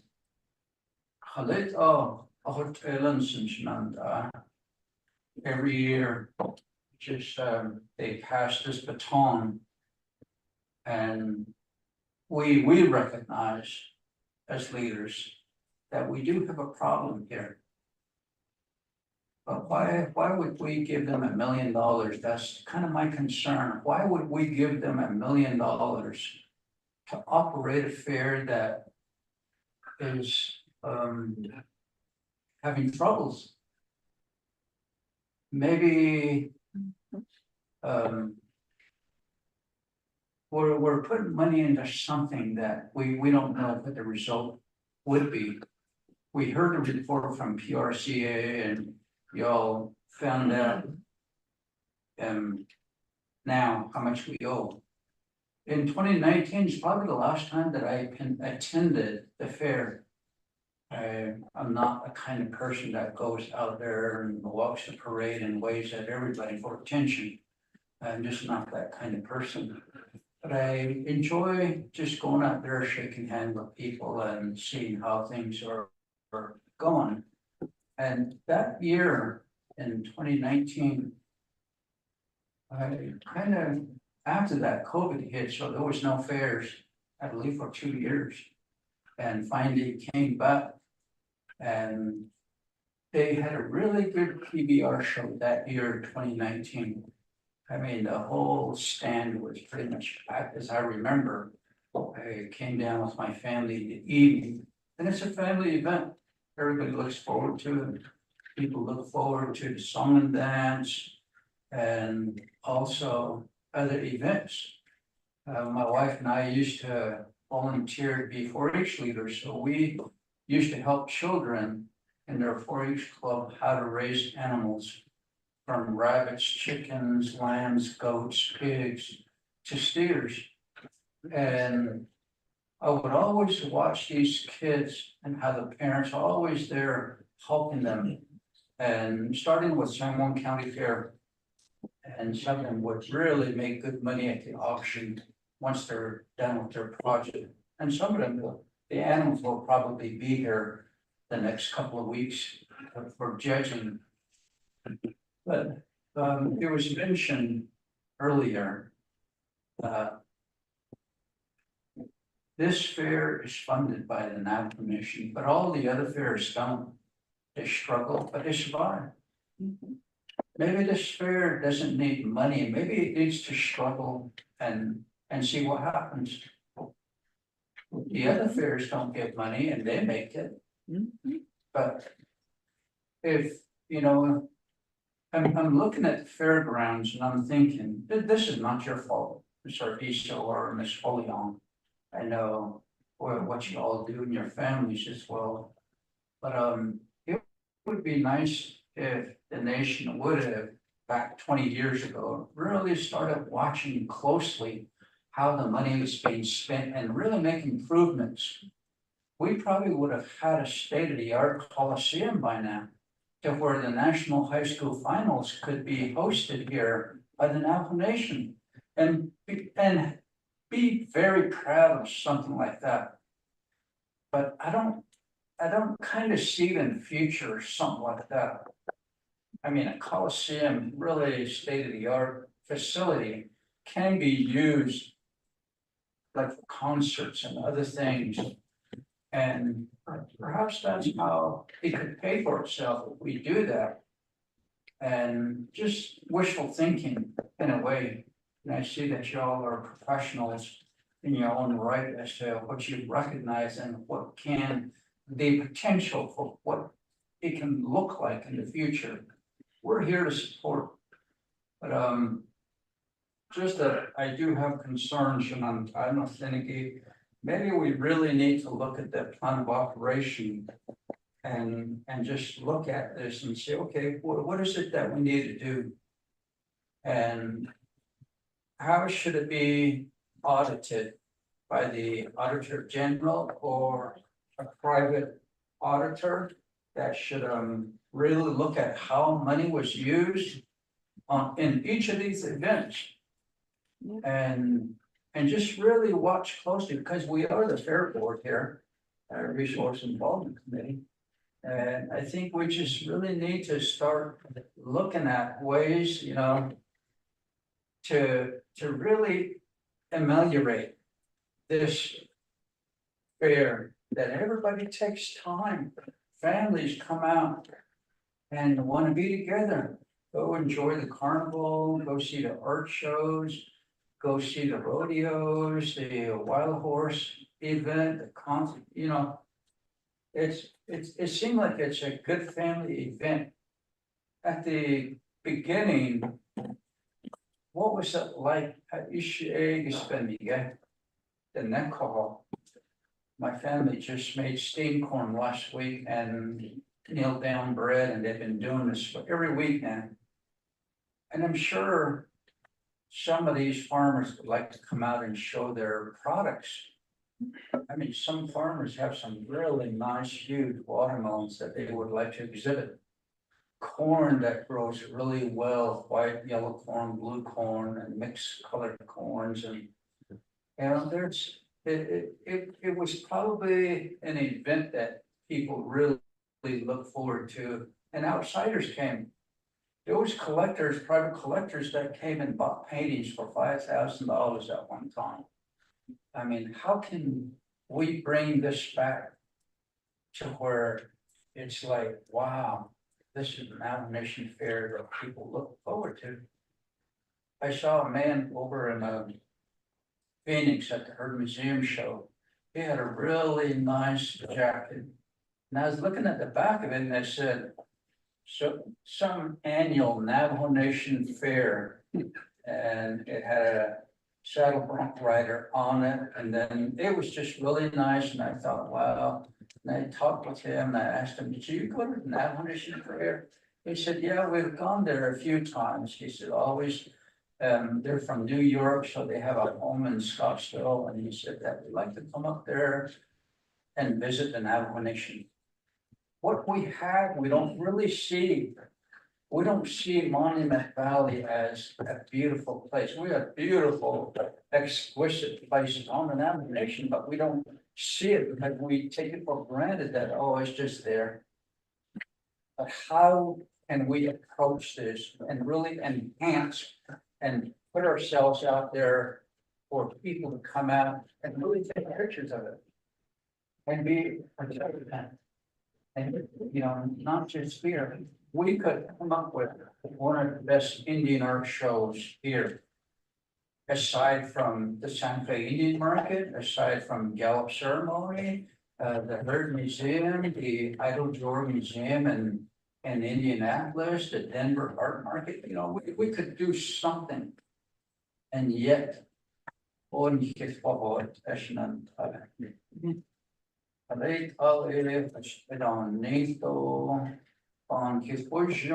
the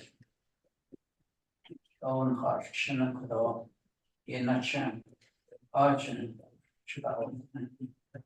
on someone just case either. Perhaps this is where we really need to just rethink how we give money to the Navajo Nation Fair.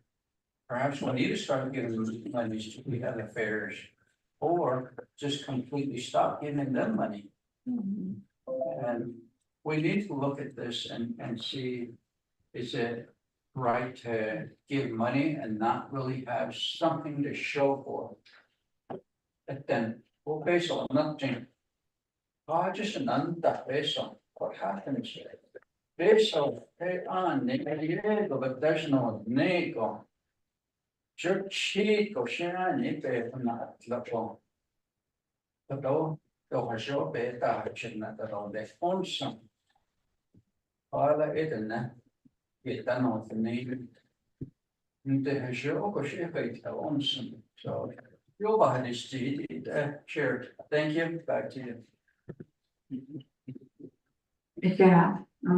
Shnat ani kadona do kodo hashi sogo. I'd like to go ahead and yield the floor back over to the presenters for any responses that they would like to make in regards to Honorable So's question or Honorable Claus' question in regards to why does DNR only give to or we have that proprietary fund to the Navajo Nation Fair only.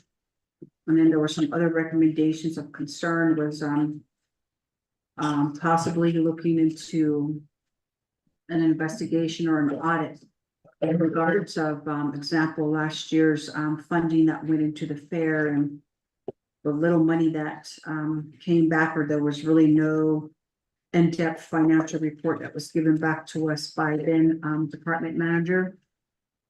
And going forward with planning, I guess having a retrospective meeting after the Navajo Nation Fair and what does the future of the Navajo Nation Fair look like? So I'll go ahead and yield it back to Ms. Ortiz or Mr. Holona. Thank you. Madam Chair, members of the Resource Development Committee. I appreciate all your insight, your comment, your vision on this topic of the Navajo Nation Fair. And it's kind of interesting because I think we have had the same discussions as the team working on on putting the fair together. Few points, and we say, what are we doing? We should just, why can't we just cancel the fair? And so, and then it's like, then we're told, no, you can't, people are looking forward to it, you don't wanna let the people down. They won't understand, and so then we end up picking up pieces and moving on again. To start out with, let you know that the fair office it was budgeted at $600,000. In it, you have positions, 3 positions. Fair manager, an assistant, and then your carpenter. And the office specialist. And that's it. To do that, and then the rest is comprised of operating. Going towards putting events together. Operating, all of that stuff. So out of that 600,000, if you look at this for those staff and what we could, were able to get. And then the rest was from, the fair was operated on sponsorships. If you look at, last year's, then how do we get from 600,000 to almost 4 million? You know, there was quite a bit of funds that was allocated for the fair. And so we actually also gave money to Northern Fair and to Western Fair in the amount of, I believe it was like $100,000 each. The system. At their request. Because there was one of the allocations funding that came out that said for fair, and they're saying for those money is supposed to go out to them as well. So we did subsidize those 2 fairs last year. And then moving forward, what do we see? Previous RDC committees have had similar discussions in the past. What are we going to do with the fair? The fairgrounds itself. And Chairwoman Benali at the time wanted to close the fairground down and pick a new site, build new facilities for the fair, because of all of the fairgrounds is dilapidated, all the old infrastructure that's there, and the buildings. Like right now, the sports center is closed, totally closed. And that building is going to take some major renovation. Prior needs to be torn down and rebuilt. Walls are separating. You got asbestos, you got mold really bad in there. And there's just been no maintenance. So when you look at this 600,000 given to the fair last year, and probably previous years might have been a little bit less. There's no maintenance and operation in there at all. And so, in fact, when you really look at it, is that once the event's over, it's all forgotten. Until the next event is coming, then they run and start cleaning it up and get prepared for the next event. And then NOSHA's been down there and OSHA's been down there saying, this is wrong, that's wrong, that's wrong. And so they've had many citations that were written for compliance. And weren't addressed. Probably number one is because there was no identified funding to fix it. And so it's really, you know, it's really bad when you look at where we're at. So now you have those facilities, but everything, we're gonna get tents. And those tents aren't cheap. You know, and we've been renting them for every event. We have tents up. Just store all we don't want anybody to see our junk when we stick them in Gorman Hall. And And that's where the art show used to be. Artists used to come in. Now, to clean all that out and get it prepared for a real nice art show, it take a lot of money. You gotta redo the electrical, you gotta redo the lighting, you gotta do the heating, you gotta do the air conditioning. All of that would have to be redone in order to use that facility for anything other than storage. Our food pavilion.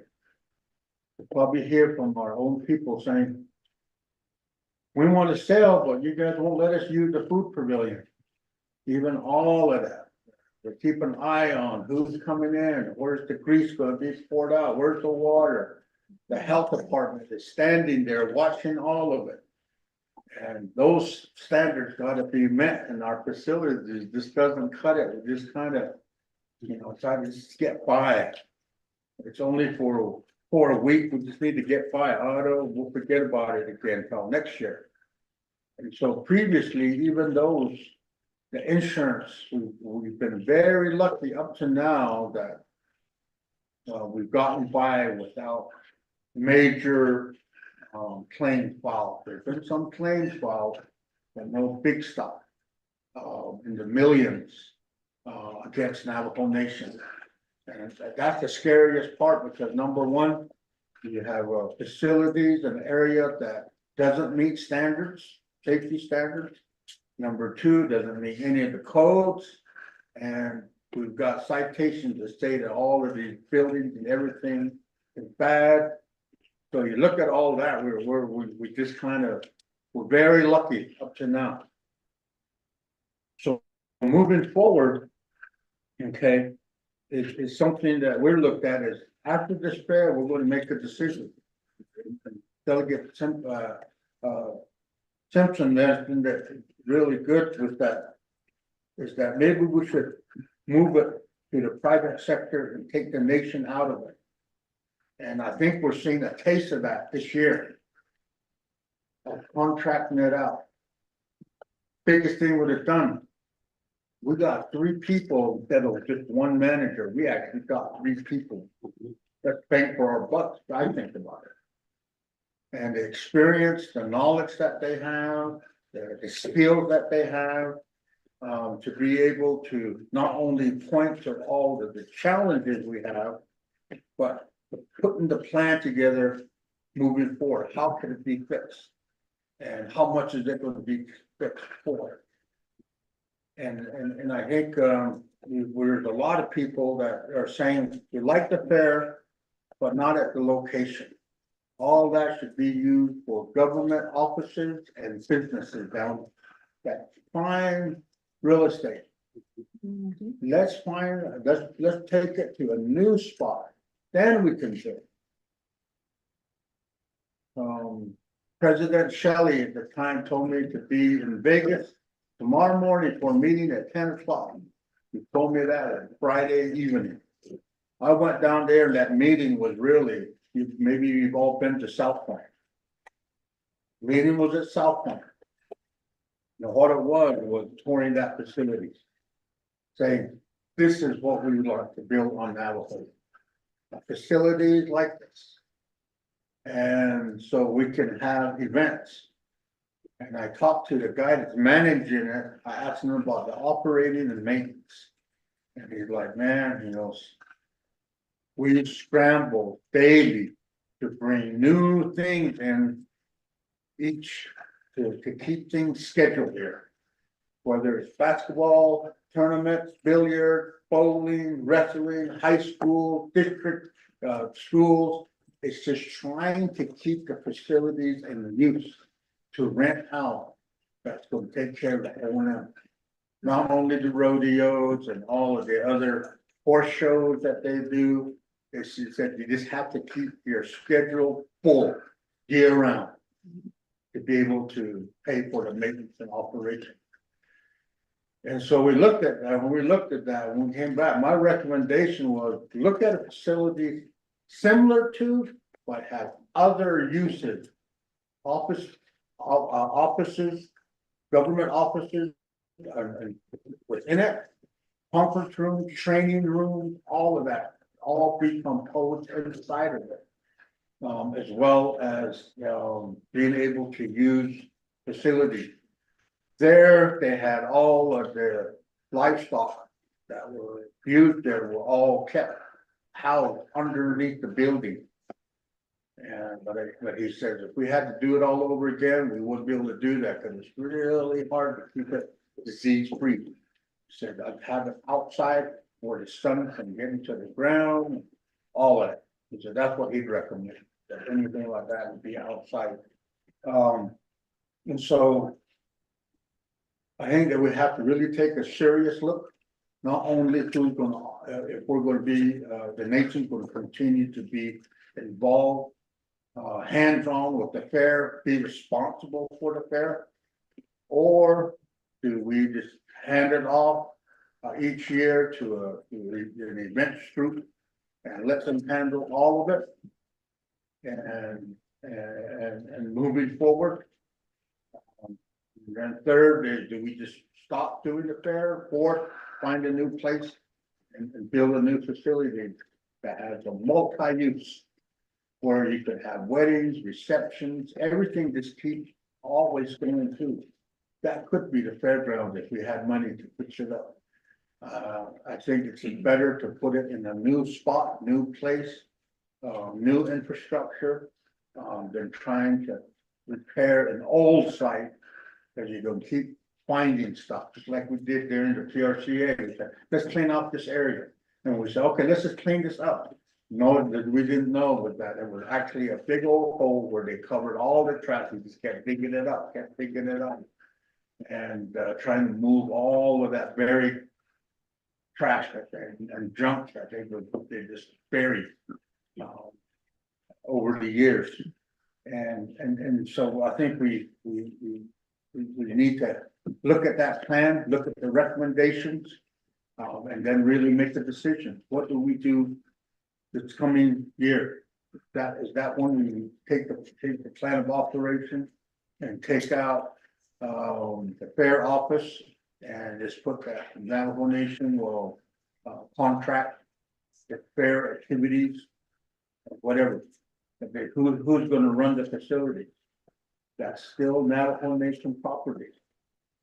But our facility maintenance people, they don't go down there, they don't maintain it. And they're leaving it up to the fair office, 3 people to do all of that. And they're not set to do that, and so we're just in a real bad situation. Trying to make the fair happen, not only with limited funds this year, but also taking on the condition that it's in and trying to make it work.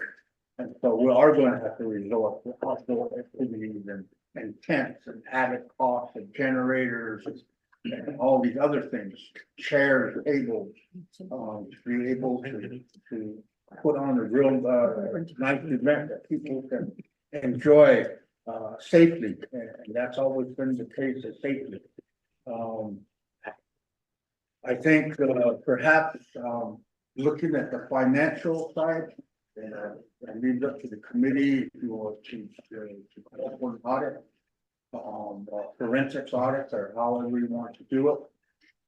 You know, we're open to that, but I think just from last year's, I think we got enough information that we could show and answer a lot of the questions that you asked. Each event, how much did they get? How much did they spend? What was the return? What's missing? And that's the hardest thing, is there's really no documents that were given to us. That causes more questions. Our physical and money person, Building Nations, who's been doing the fair, I think he said 9 years now. It's gonna be their 10th year. They got probably the only financial information. How much sponsorship, who got paid, invoices, that type of stuff. We couldn't even find any agreements that were written, we couldn't find contracts. So we just kind of starting from scratch, and Zion has redeveloped everything. All the way to sponsorship packets, to applicants, to the forms that are used for vendors and for each event. So we can track everything, have a better handle on and do a thorough report to the committee when we finish the fair. Sometime in October, we'd be more than happy, or in the September, more than happy to report on the upcoming fair, some of the things that we did and how it turned out. And then going back to that money, that $1 million. And I have to agree with Delegate Nez is that it's the fair generated that money. All it did was because they couldn't keep it at the office or anywhere. And then the contract ended with the physical agent ended. They have to give us the money. So all they had, so where we put it, well, our finance people, OOC, so this deposited into the account, fair account. And they order cost so whole, and you have to go all the way to council to get that loan. And we agree, like, we don't think, I mean, that we're not asking for an allocation from undesignated reserve or Center or anyone. That's the fair money that was generated and we just deposited it. So we could pull it, we thought we could just withdraw it and say, okay, this is how much we're gonna withdraw and for this coming fair. That's normally how it's gonna happen. Usually happens is whatever proceeds are left over carries over for the next event. And that's what we thought. Now we're going through full council. And it would be really nice for the committee to say, okay, here's that's how much you want. What's the proposal to use that? Where's that money going to be used for? We could give you that whole account. Here's where it goes, here's the amount, all the way down. For each event, for each service that we're paying for. And then that way you're all now you understand where all those funds are coming. And at the end, how much is generated and then how much is going to be redeposited there for next year. So that's how we'd like to see it run moving forward. But we can provide more details if you'd like to know more about last year's event from the financial side. I think we've gone through and dissected that pretty well to understand. We factored this whole room here where you could see it all to be able to understand where we're sitting at. I think that's hopefully the comments, some of the questions that you want to we get feedback on. Do you have anything, Kim, that you want to add? No, Mr. Lona did a great job at explaining everything. And we did start this process of trying to draw that money back into the fair account in May. And like even like 2 weeks ago, we still hadn't had word of, okay, where is that money at? Where's that money at? To the point that it was like, Mr. Halona, something needs to be done. Something needs to be done, or you guys are gonna have to cancel this event. This cannot be how it functions. This cannot be the norm of how you guys run a business. And so we've been pushing, and there's only so much we can do as consultants to say, how do we get this money? And we have to respect the committees, we have to respect the process. And we've been trying to do everything right through the controller, trying to make sure that this money is accounted for, trying to make sure that we follow the process of procurement. Everything we've done, we've hit walls. Every wall we've hit, we've bounced back saying, okay, how do we go from here? Okay, who do we reach out to help? Or, okay, now what about this? What about that? We've gone lots of different places. It's just not that we're sitting and being like, okay, fair's in 2 weeks, we need some money, where do we go? We've been working on this every day with the help of Mr. Alona, with the help of lots of different people. We've called in all the knowledgeable experts in every area of the Navajo Nation to say, how do we get this money? And that's where we're at. So like, Mr. Nez wants the art show and that's what we want. But you know what? There's no place to keep all that valuable art. There's no safe place to keep it. There's tents, there's Nakai Hall, but with that many valuables, you cannot even say, let's try it. If that place gets robbed, then we are gonna be held responsible for that. Another one was Wild Horse Race that was brought up. Last year, that event spent $22,500 and it has no revenue. It's things like that that we're saying, okay, we're gonna have a wild horse race. And that's where we came up and said, where was the insurance? There's none.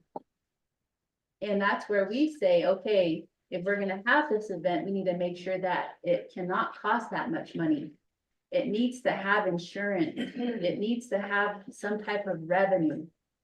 How do we cannot, as a Navajo Nation, just put 22,000 into an event and get nothing back. It doesn't make sense. That is not where we want to go. So now, exactly what you guys said was that the Navajo people say, well, we want our wild horse race, and that's hard to explain because it's like, they feel like they're entitled to a wild horse race because it happens forever, but they haven't seen the business side of it to say, you know what, that costs lots of money and it makes nothing back. There's a lot of events that are going that way, and anytime we post anything on social media, it says that place, that is expensive, that's expensive, and that's expensive. So we're stuck saying, is it a social event or is this a business? Are we trying to make revenue? Or if it's gonna be a social event, then somehow all of these different divisions or parts of the Navajo Nation need to pitch in for it, then it can be a free event. But if you're expecting us to run it as a business, then we do have to charge those people. We do have to think about it from the revenue side. So those are places that I hope that when people come to complain, that we say, you know what, we're trying to look at it as a business. That $909,000 was last year's Navajo Nation Fair revenue.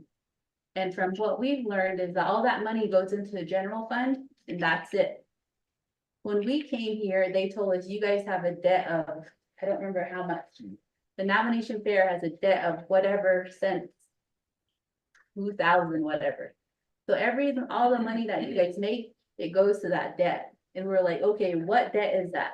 Explain this to me. Where does that debt come from? How much money do we have left that we owe on the debt? What are all of these things? And people were just looking at each other like, what debt? Oh, you guys have a debt. And we're like, we want to know the truth. Tell us, where does that number come from? And at the end of it, when we sat down and finally figured it out, it was like, there's no debt. So we're like, where's that money been going the last couple of years? And they're like, it just goes into the general fund. So we're like, how does the Navajo Nation Fair even have a startup plan if all the money we make just disappears? So that's where we're coming from when we stand in front of you today to say, we need some help. We need some funding for this event that happens every year for the general public to enjoy, to have kinship, to celebrate our livelihood, to celebrate the harvest. And that's what we're trying to bring back this year to the Navajo Nation Fair. Thank you. Roshi, yeah, thank you for your responses, and that's a really good point you brought out is, I guess we have to determine whether this is going to be a social event going forward, or is this going to be an event where we're looking at revenue streams. So again, looking at all the other Navajo Nation fairs across Navajo Nation, I think I'm hoping that those organizations put their money back into next year's event as well. And I just want to thank the presenters here. The purpose of getting on the agenda today was to really give an update information to members of the committee, just to see where the event planning is at and everything. And in regards to going forward, I know it has been always a question by not just, this Resources and Development Committee, but I'm sure our predecessors from prior administrations also had the question, but we're glad that, as a consultant to Navajo Nation, that you have done in-depth cost analyses and your evaluations of, questions you all pose, and I believe that's what was, the questions that were posed by the members as well, the committee. And right now with the legislation, it's drafted already as it is with RDC, Budget and Finance, Navajo getting onto council. And here, this event is in 2 weeks. And it's very, mind-boggling right now. How do we get through this process? Because being at this meeting tomorrow. Again, that's gonna be this coming Thursday. And then we need a special counsel to even approve this. And maybe there could be some possible recommendations to see how we can structure this. And we'll look out to Speaker Curley to see what she can do. Because again, it's identified on the legislation as such that it needs to go before these committees and the Navajo Nation Council having final authority. So with that, I feel your pressure, ladies. And also Department of Ag and DNR. We could try to work with Speaker Curley to see what we can do. Again, to have a special council session. We are also in the midst of budget season right now. I think we're in a standstill with that too. So we'll see what we hear by this coming week in regards to that. So again, thank you for taking this full depth analysis. It is a lot of money to do a lot of repair and maintenance on the existing facilities that are in the premises right now. And then really looking at the financial aspect of it.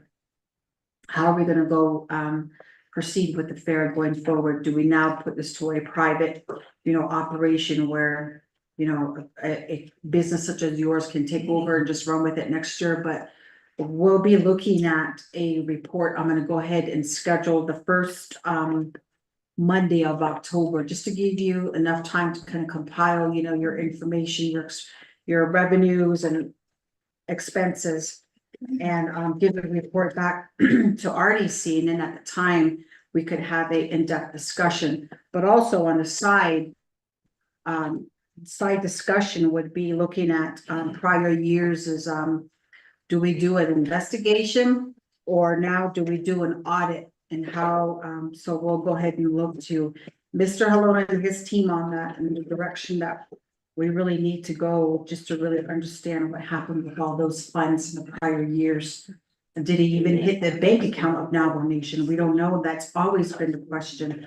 So again, we appreciate this report here today. And we'll try to do our best with the legislation in hopes we get the money to you all for the fair. And we'll continue to work together to hopefully rebrand or whatever this Navajo Nation Fair, if it has to be. So again, I just thank you and the team, Ms. Holian, to you and your leadership as well. And then to Mr. Halona, to you and your team as well. And we'll go ahead and go from there. So again, I appreciate everything. So one thing I have a question on right now, I was getting text messages and emails from divisions like, okay, where's our VIP passes? Do they have to purchase now as a Navajo Nation division and department, like through the ICR interdepartmental charge? So there is a link. We got rid of the term VIP passes just because there were so many of them. Mhm. Like even the general public emails the Navajo Nation site saying, where do we buy VIP passes? And we didn't think that was right. Mhm. So the employee, we're calling it a Team Navajo employee wristband. It's gonna be good throughout the fair. It's on the website at nnfair.org. You scroll down where it says admission. There's a link there. You click on it, and there's a form that asks like how many we would like, all of those questions. It goes through our fiscal agent. She sends the ICR, or they can pay with credit card or money order, and then they're the ones handling all of that. So just to be clear, we don't handle any of the financial aspects of the Navajo Nation Fair. It all goes through the fiscal agent, and all the payments, everything goes through Building Nations. So all of their information is on that website. And I believe it's been set up like that. I know last year, that's how it was set up. Okay, So as consultants, we don't handle any of that. okay. Well, thank you for that information. I do appreciate that. Honorable Otto. I think that, the strategy on, getting the legislation through, council is, something that, really need to look at. Especially, session really has to be called. And that's within 2 weeks. Yeah. Really needed. The other is classes with controller and the other, It's gonna hit Nobby on Thursday. programs are Then gonna. it can go into special session right afterwards. And to me, you know, I think that, really need to go back to this, restructure it. Even to, you know, what my brother, Delegate Sensen, has alluded to, is that RDC should have had formal plan authority. And I think it was drafted like that because of what the current law is, and council has not given that authority to, on anything final on, the Navajo Nation Fair to be handled at RDC. It would have been a lot easier and, to take care of business. But yet, you know, it still goes through the council and it will get muddy up there. Talk to Shalissa. It's gonna be tough, but you know, again, it's. I'm bored, I guess. But I really hope that at the end of the day that we move to change, really change policy so that there's requirements. You know, for like audits and things like that, close out, things like that. So, you know, the other day, when we were in Shiprock and, oh no, direction Chinle. I came in at the tail end of one, report. Or, the public hearing, and one individual was on the soapbox. Chapter has this, and chapter has that, and he was saying that, the chapter has a lot of carryover monies that is not used at the end of the year, but they utilize it for carryovers. And he was telling the budget finance committee, you should recapture those dollars, and I was like, I'm all up for it. I already did that with the Navajo Nation employees, like the Navajo Nation governmental offices where there's no more carryovers. Wouldn't mind, you know, there's money out there that we have needed with us kid. And I think that we just have to go back to the drawing table and we look at policy on this and try to make it even if it's the office, you know, we just have to restructure it. And that way you have the manager there, but you know, structure it to point where to bid it out so that everything is really not put on the Navajo Nation to run, because my thinking is, as a government, what are we really supposed to fund? Are we supposed to be funding certain things that we fund today? I don't think so. You look at the counties, what they fund. And you look at the Navajo Nation, and it's more of the counties will fund just the basic needs of government, but when it comes to the nation, it's all the way down to the nitty gritty. And I think that we have to revamp, and my thinking is that we do have money, basically, even though. And I think we have to start thinking of the concept of how counties think after, because right now, you know, what is government really supposed to fund? And what should be on those lines, or I appreciate the report. But my concern is timeframe. Fair, I probably would just be here during the week, but when I get out of Dodge after Friday, Saturday, Sunday, no, not. I'm not gonna. We get beat up for it. So it's just, I just leave it, and people, how come you were over there? No, it's just something, people like to complain. Just look at social media and already, oh, we got going down Gallup Parade, this is what we used to get in the early 80s, and now we get all politicians and all that stuff. It really makes me think that you see leadership there, any type of leadership, whether it's the county level, the state level, nation level, even the chapter level. Because they are part of funding these events. And if an event don't happen, how come this didn't happen? You gotta fund this, you gotta put it back on, not on legal. So, it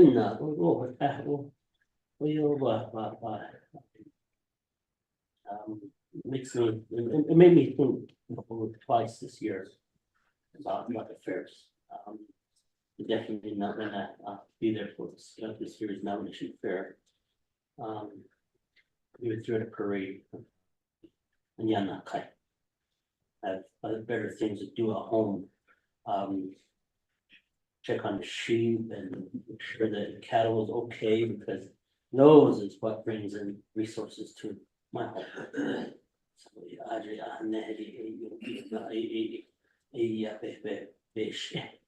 so I just started this over the weekend, was working on gutters. All weekend my head was in the gutters. Thank you. I appreciate, thank you, Honorable Aruso. So, I know that, the council will be having another KIT committee meeting this coming Thursday.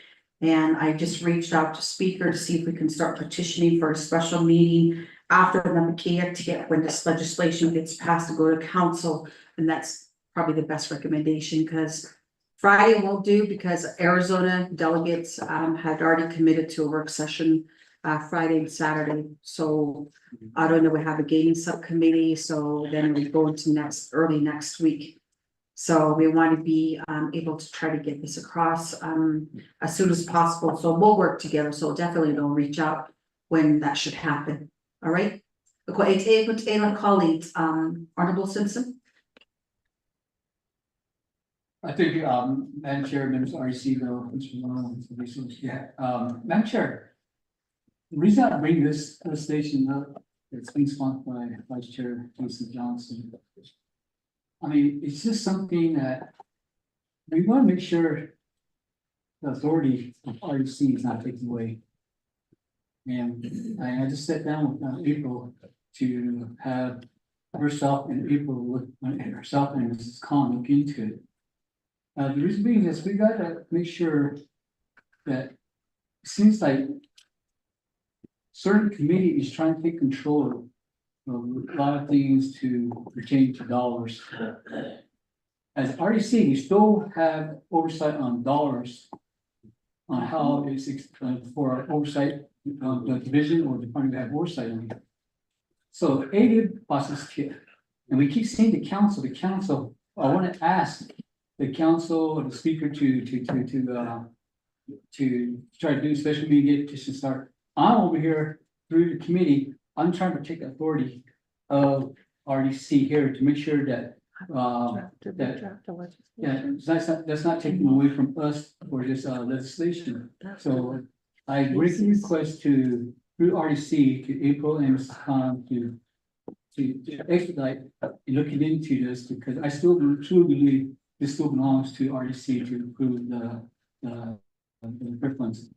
Even though we will not agree on giving money to the fair, so maybe I hope we all really support it, but if we don't, but it's just trying to protect the authority of RDC. Hey, make sure it's not taken away from us. Thank you, Madam Chair, and members of RDC CAT. Well, yeah, thank you, Honorable Simpson, for that. So in regards to this particular legislation that has been dropped by Vice Chair Honorable Johnson. I know that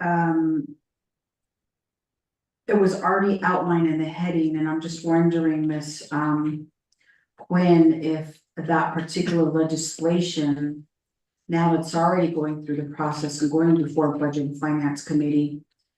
I'm just baffled because Honorable Simpson is right in terms of you know, the argument that he has on the floor right now, where oftentimes, you know, other committee members or other committees of the 25th Navajo Nation Council have been requesting, and I don't know how Office of Legislative Counsel identifies the committees these particular legislations have to hit and get approved. So can this legislation, I know it's already going through the process, is there any way to reconsider to have Resources Development Committee just have it, because it already came before the committee. And again, you know, we know the issues with Division of Natural Resources, Navajo Nation Fair, and how we want to be able to have that final authority and going forward. I don't know how we have to re-emphasize to Office of Legislative Counsel under Title II what the responsibilities of every committee is, and that Resources Development Committee wishes to have and really be respected to have those final authorities granted to them with these future legislations that are coming through OLC. So I don't know, I'm looking at your guidance, April, on how if there's a probability that we can try to strike out Navajo Nation Council and Navigatia, because RDC is the final authority, I would see as well. So I don't know if you want to make your response on that, April, for possible like recommendations. Thank you, Madam Chair. So when the Office of Legislative Counsel drafts legislation, we recommend which committees should review particular legislation, and the final decision lies with the Speaker. So she can overrule our recommendations. You know, for example, if she wants something to go to Navi or full council, she couldn't say, that's where I want this particular legislation to go. So I did not draft this legislation. I don't generally work on legislations having to do with financial matters, so I don't have an answer for you right now. My coworker, Lori Tapahi, drafted this particular legislation. I'm emailing Mariana Khan right now about this issue, letting her know what this discussion has been today at RDC. Going to request that we have a follow-up discussion about this, but I believe the legislation is based on the fact that the fund management plan for this particular fund, basically, annual budget and expenditure plans go to the full council for approval. And you know, probably the reason why this additional funding request is going to full council is because the initial request goes to council. But I don't know that for sure. That's just kind of what I'm seeing here. But I will speak to Ms. Khan about this. I don't know how you change, so it's part of the annual budget process, which we know isn't going to be done for a few weeks. So this is kind of different. This is sort of like an additional funding request, basically. And so the question is, where does it go? But I will talk to Mariana about it. It is up to the Speaker to change, you know, which committees review something as it's going through the legislative process. I don't know, you know, sometimes she rearranges the order of which committee hears it at what point. And so, I mean, I guess it's possible that she could change this particular legislation, have it only going to RDC. I don't know. That's something that I would have to talk to Mariana Khan about, because to my knowledge, I don't remember that ever happening. But that's not to say that it hasn't happened before, but I will talk to Mariana about it. Oh, FYI, there's also talk of potentially an emergency council meeting to deal with another legislation, so I don't know if that's gonna happen. But maybe this could also go on that particular, agenda if council does hold an emergency session in the next, I don't know, few days, or maybe next week. I just don't know. Could be a possibility. Okay, well, I appreciate that, April, and I guess this is an area as Chair of Resources and Development Committee and Vice Chair Honorable Johnson and I can bring to Speaker Curley's attention in regards to these types of matters going forward. Honorable Simpson, I strongly agree with you in regards to RDC's oversight and as it's stated under Title II, that we would want to be able to be allotted that respectfulness in terms of what we are able to vote on as final authority and what needs to go on. So I do have that noted, Shinatani. So the best recommendation right now, and I'll work with Ms. Quinn to see what Ms. Khan's response is on legislation 142-24. But right now, as it has been, as it has gone through the 5-day comment period, these 4 committees and Navajo Nation Council being final authority, that's what it already states and it's going through the process right now. So to intercept it and to say, okay, let's try to see what we can do to where we want to be able to grant that, okay, to give the funds over to the fair so that they can get the funds to expedite their other contractual services that they said that they needed to pay with these funds. So we'll definitely get that going, but in the meantime, my recommendation to Speaker would be to see if we can immediately after the Navajo committee meeting on Thursday to have a special council, but of course we need a petition going. So I just want you to put that on your radar right now, members of the committee. So I just wanted to add that. Chair Ness. Thank you, Madam Chair, committee members. This legislation by Vice Chair came before RDC and we put it on consent agenda.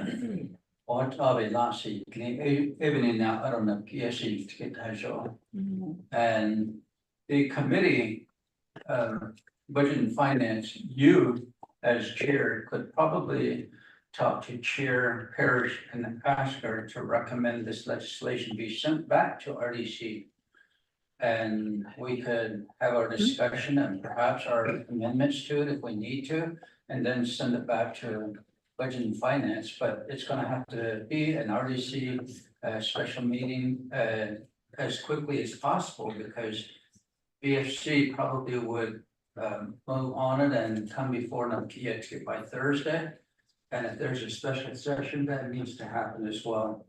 And in there, normally, if we're on a time crunch, there could be a directive as part of the amendment to release these funds to the fair so they can really start operating as soon as possible. This also, if it does pass. So just my recommendation, Chair. Thank you.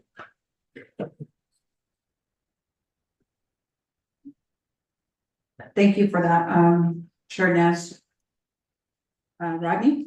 Madam Chair, members of RDC, for Delegate Nez's recommendation to have Budget and Finance recommend returning this legislation back to Resource and Development Committee. My understanding, and I'm trying to find the legislation and on the exact code, but only the Navigate Committee and Navajo Nation Council has that authority to refer legislations back to certain standing committee. Madam Chair, members of RDC. That's right. So, one recommendation, and thank you for that, Rodney, and also thank you for that recommendation, Chair Nance. So what we can do, as possibly at Navajo when this particular, legislation comes to the Navajo committee on Thursday, we can put in that recommendation and also we can also voice this. So, because we have legal counsel from OLC that's usually present. And also our colleagues being present at these Navajo committee meetings to really understand Resources and Development Committee's position with a lot of the areas that we have oversight over with the divisions that we have oversight over. Ako, siya ay amendment CP so, that's probably the best, recommendation going forward that I would give right now. So, but going forward, we just really need to examine a lot of these legislations that come to Resources and Development Committee and make those recommendations at the time that it hits our committee. So I just want to put, have you all put that on your radar going forward. So I appreciate the dialogue and discussion here today. No more other questions or comments. With that, going once, twice, Rodney, I'd like to go ahead and take the report from DNR and Zion Enterprise to roll call vote. Madam Chair, members of RDC, this is roll call vote for receiving reports. Item A, Honorable Shannon Club, how do you vote? Red. Honorable Shannon Club votes red. Honorable Casey Lynn Johnson, how do you vote? Excuse Honorable Ricky Nez, how do you vote? Elder Rickness votes green. Honorable Ricky Nez votes green. Honorable Danny Simpson, how do you vote? Red. Honorable Danny Simpson votes red. Honorable Alderson, how do you vote? Green. Honorable Alderson votes green. Madam Chair, that's 2 in favor, 2 opposed. Oh, I get to vote. Madam Chair, how do you vote? I vote green. Madam Chair votes green. Madam Chair, that is 3 in favor, 2 opposed. No vote. Okay. Motion carries. So motion carries for the report.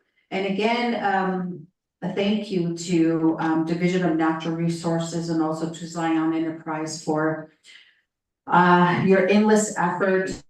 And I know that with all the cross-examination that you're trying to do, taking over this big task with little to no documentation, historical documentation, that is, it is very hard to even know where monies came from or the expenditure pattern from prior years. So again, going forward, we do look forward to your report that we will have on RDC meeting agenda come the 1st of October.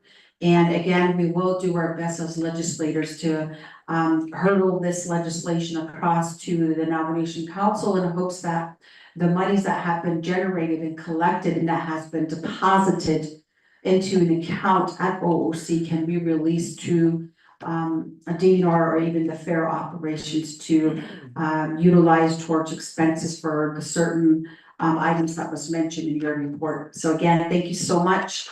And we appreciate everything that you all do to DNR's team and also everyone that is affiliated with this planning for Navajo Nation Fair. Yeah, thank you.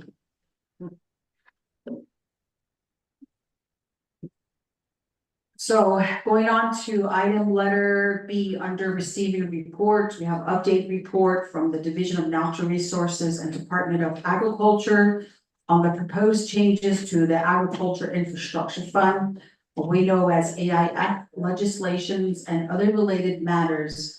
Executive session may be required. We do have presenters. Mr. Halona, who is Division Director for DNR, and we have Miss Jessie Jim, Acting Department Manager for Department of Agriculture. So at this time, I do see parentheses. It says that executive session may be required. So we are going to require this particular discussion in executive session. So Rodney, did you?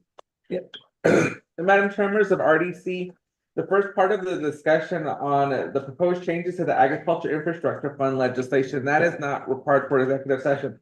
The other matters, which I've sent via text messages to RDC matters, as well as Mr. Halona and Mrs. Jim are well aware through an email that I sent to them, are aware that that part of that discussion needs to be held in executive session. So the AIF discussion can be held publicly. There are the other related matters that needs to be held in executive session. Madam Chair, members of RDC. Yeah, thank you, Rodney, for that clarification. So at this time, in regards to the proposed changes to the AIF legislation, I'm confused.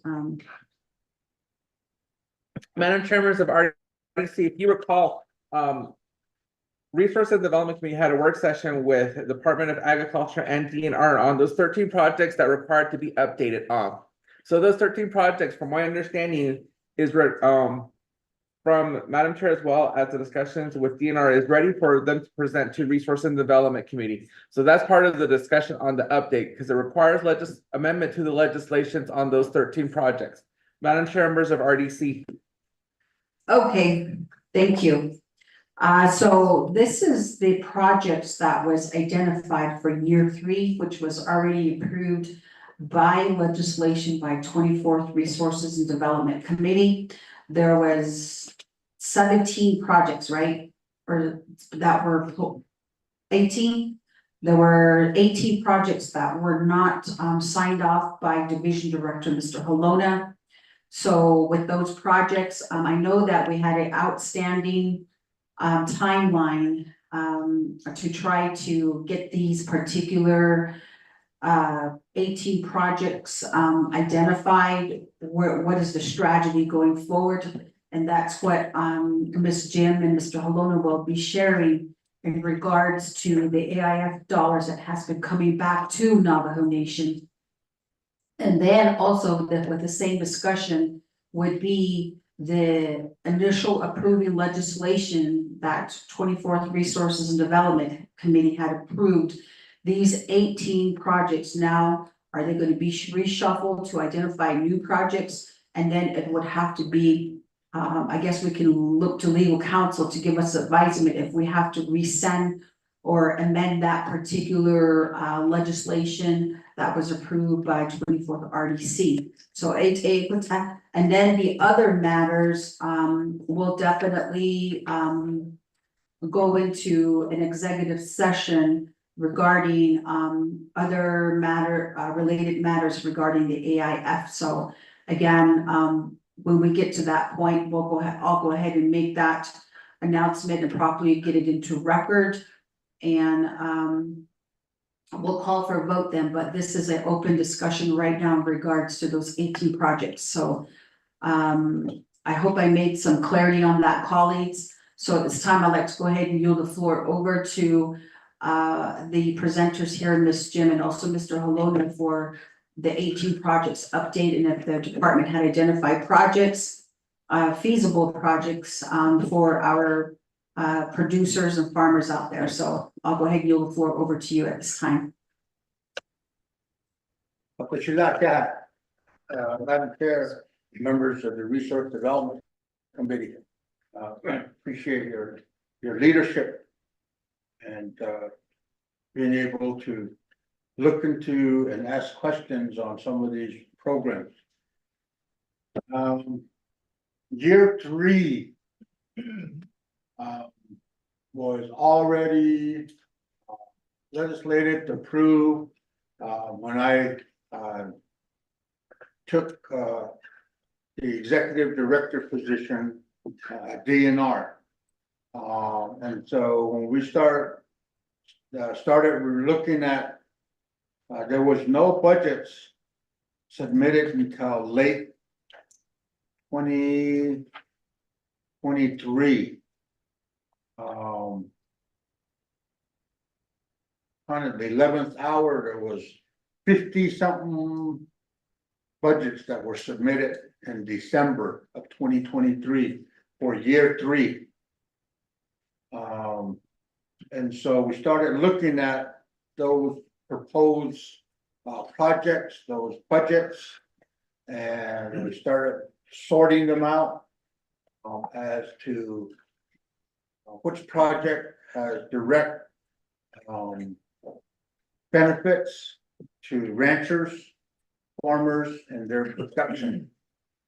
And so when we went through there, I think and there was many other projects that were in there that had departments that actually provided proposals.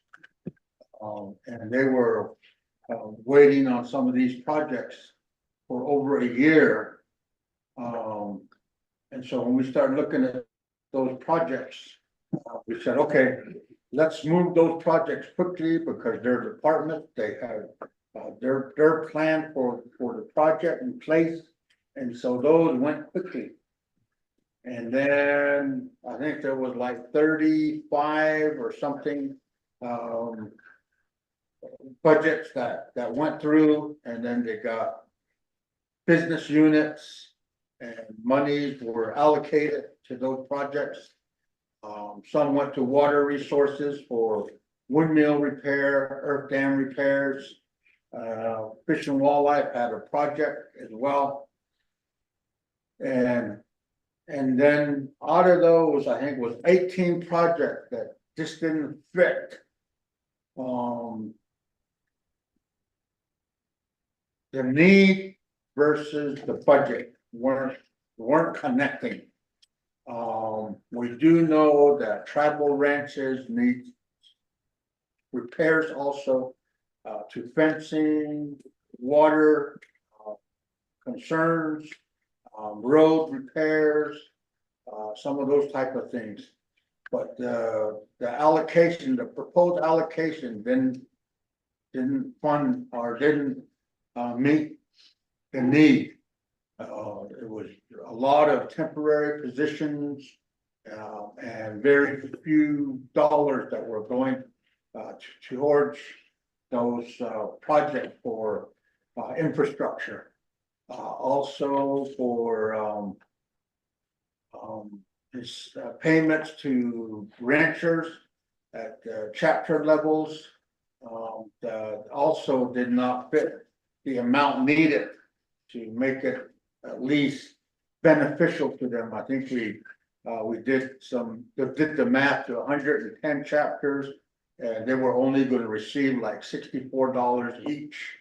And so we felt that needed to be increased. And so those 18 projects, proposed projects and budgets weren't signed off. And we felt like they needed to be reallocated, some dollars taken from some proposed projects, and then maybe reallocated, and then the budgets needed to be redone. So there was a better amount to make those projects beneficial, such as infrastructure repair and so forth. And so since then, we've had new leadership at the Department of Ag.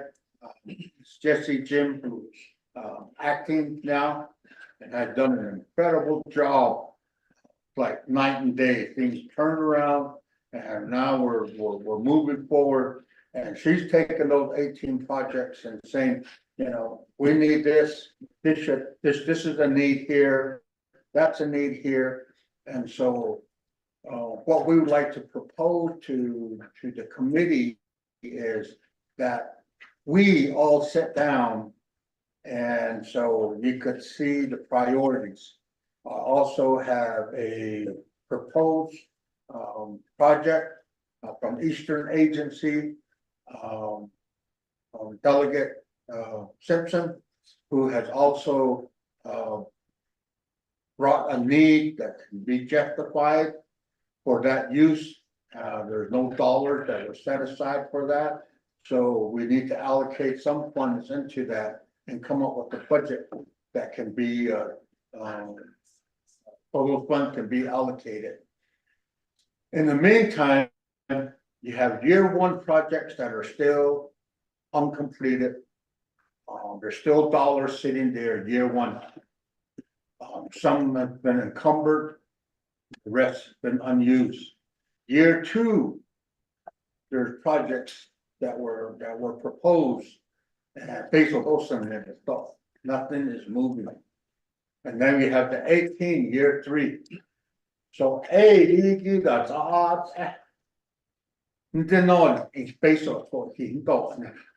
What are those? What are our needs?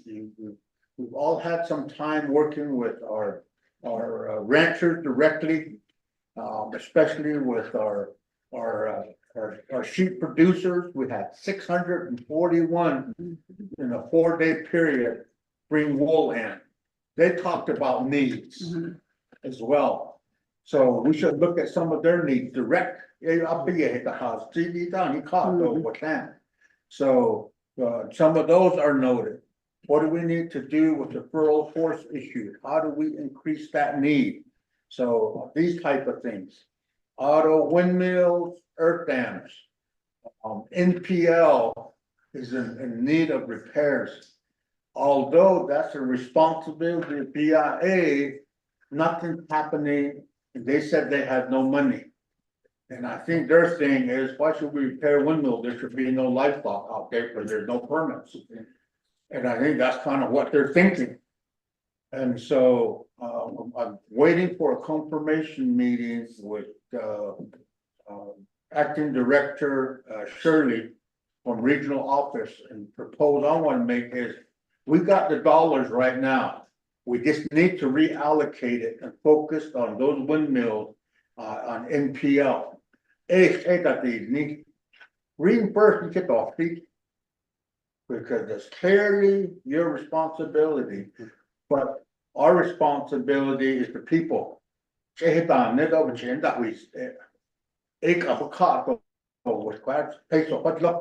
So we just need to, but we need to reallocate that.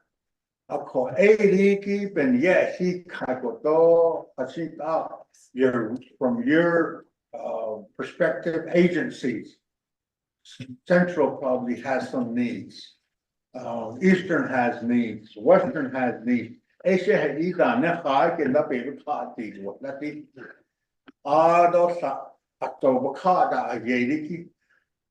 we want to be able to develop a good system for them to be able to get the needs that we have. We can track those people. Some have made sales. They haven't come in and got incentives. That's something that's been promised to them. No, but they ran out of money, so some of those proposed incentive programs are all in the red.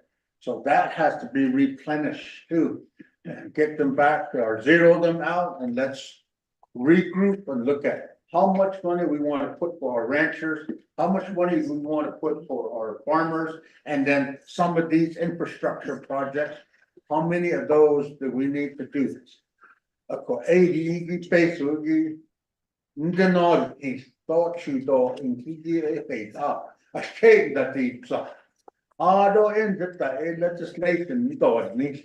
taking you what's left of year 1, year 2, and year 3, and we all agree on those projects with the budget attached to them, how they'll be funded, how those funds will be allocated. I think that's the challenge with year 1, year 2, these projects is that there's nobody tracking those projects. Asking, when are you gonna be done? Where's the report? Then. So something we need to get someone that is just gonna be focused on that funding, track it every day, and then make sure that those funds, those projects are moving. The water resource, you need to be asking Tarek, how many more windmills we got to go, and so forth. So that's what I mean. Maybe it might take two project managers, depends on the workload, how many projects there is. That's the way I'm not, we'll get things going.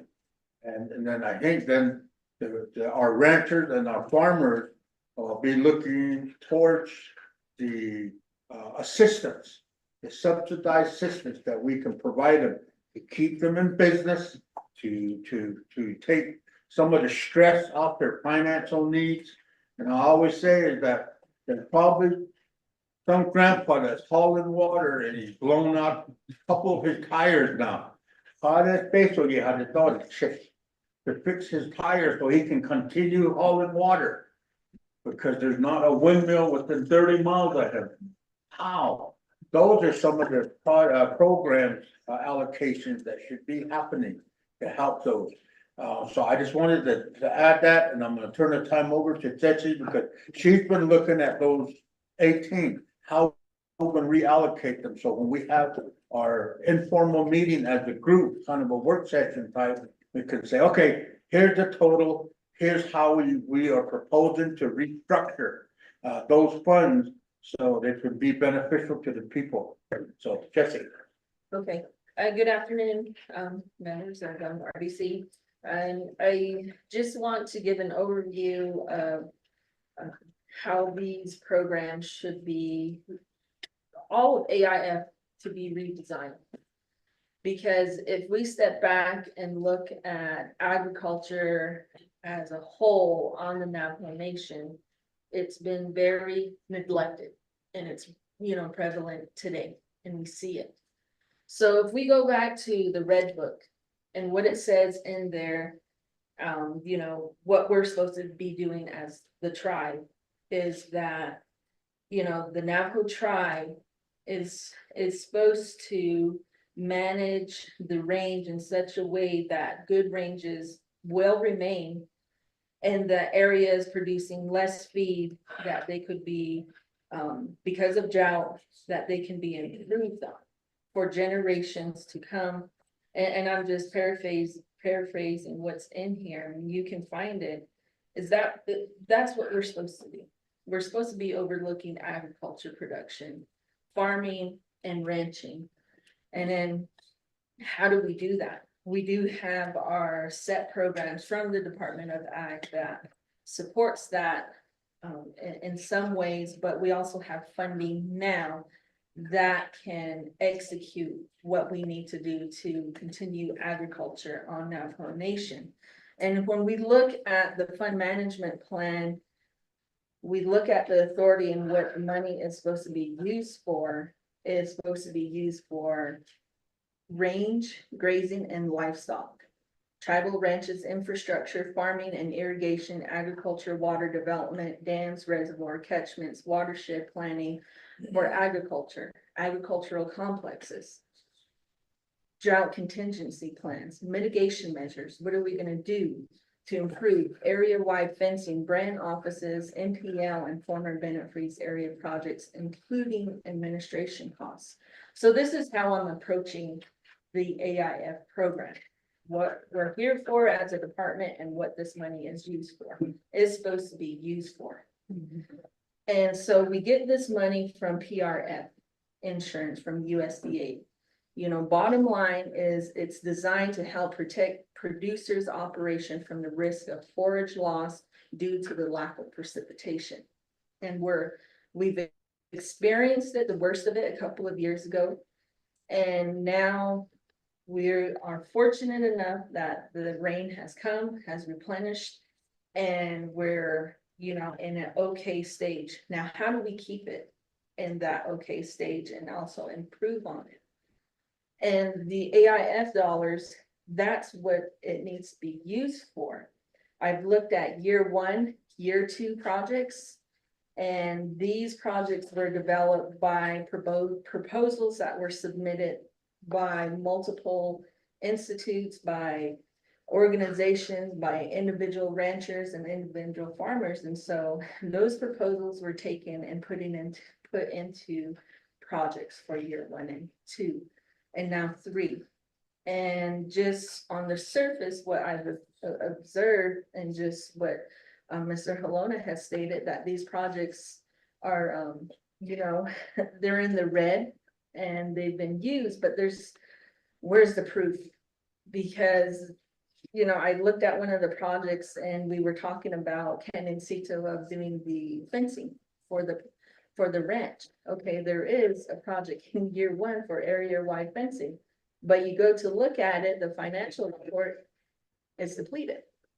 On what? That's my frustration is, we have all these previous programs that were there, but there's no funding available now for the purpose. So with that in mind, how do we avoid,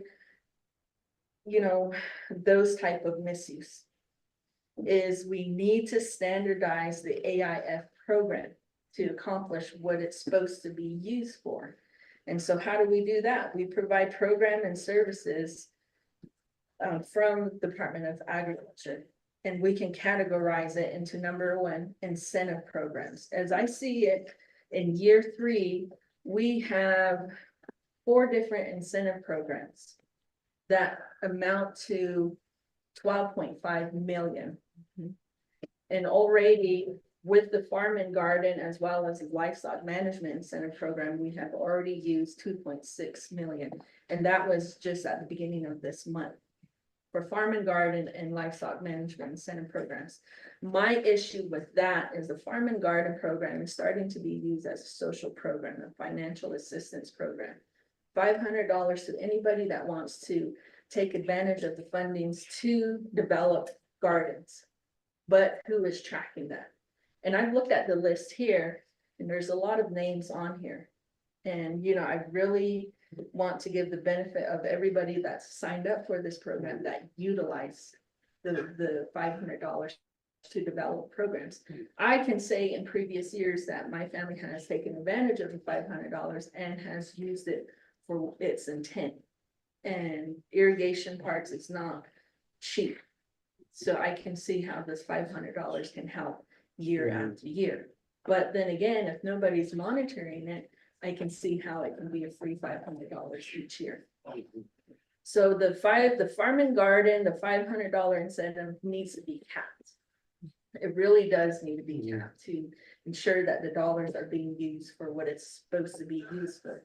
Now with the LMI program, that program is designed as I see it, and then from previous conversation from the former department manager, Mr. Watchman, is to bring livestock owners into compliance. You can only participate in that program if you have a grazing permit. So those that do have grazing permits, they're allowed to take advantage of that funding. And it's in increments depending on how much your grazing permits allows. It's from 1,500, 2,500, 3,500.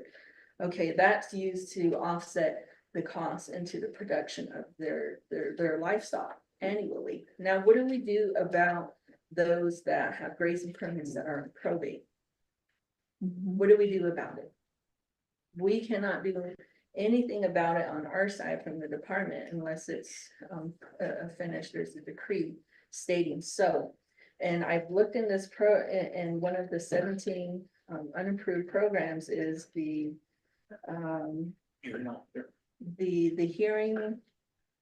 There's the title for it, and I want to be correct in it, is the Administration for Law Judge Permit Probate.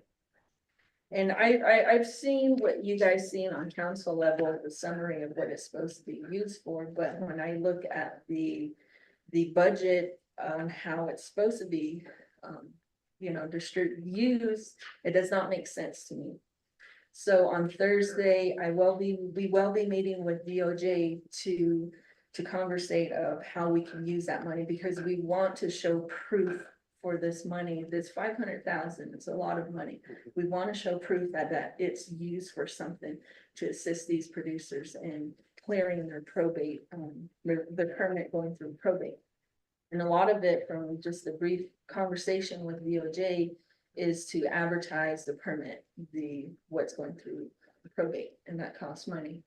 And a lot of our producers are on fixed incomes. You know, I can see how that's going to be of assistance, but I want to have a better clear-cut plan on how the money is going to be distributed and used correctly. So that's one part of it on the incentive programs, the LMI. Ms. Jim, just hold on real quick. So the 20 minutes, natin dahil dyan, paikibay, bandit, how many more minutes would you say? 10? I can sum it up in 10-15 minutes. 15 minutes. Ashbiga, allow them an additional 15. Chair, Chairman. I'm sure there's questions that'll be asked by my colleagues that will relate to, you know, this is not the first time they've come before us. We're very well aware of this AIF and the 18 projects that were never, they never went forward. So I think that during the questioning, they can respond to that. 5 minutes is good, I think. Okay. Kokoshi, we'll go ahead and allow an additional 5 minutes. Okay, so the incentive programs would be one of them, and it would be categorized into those two.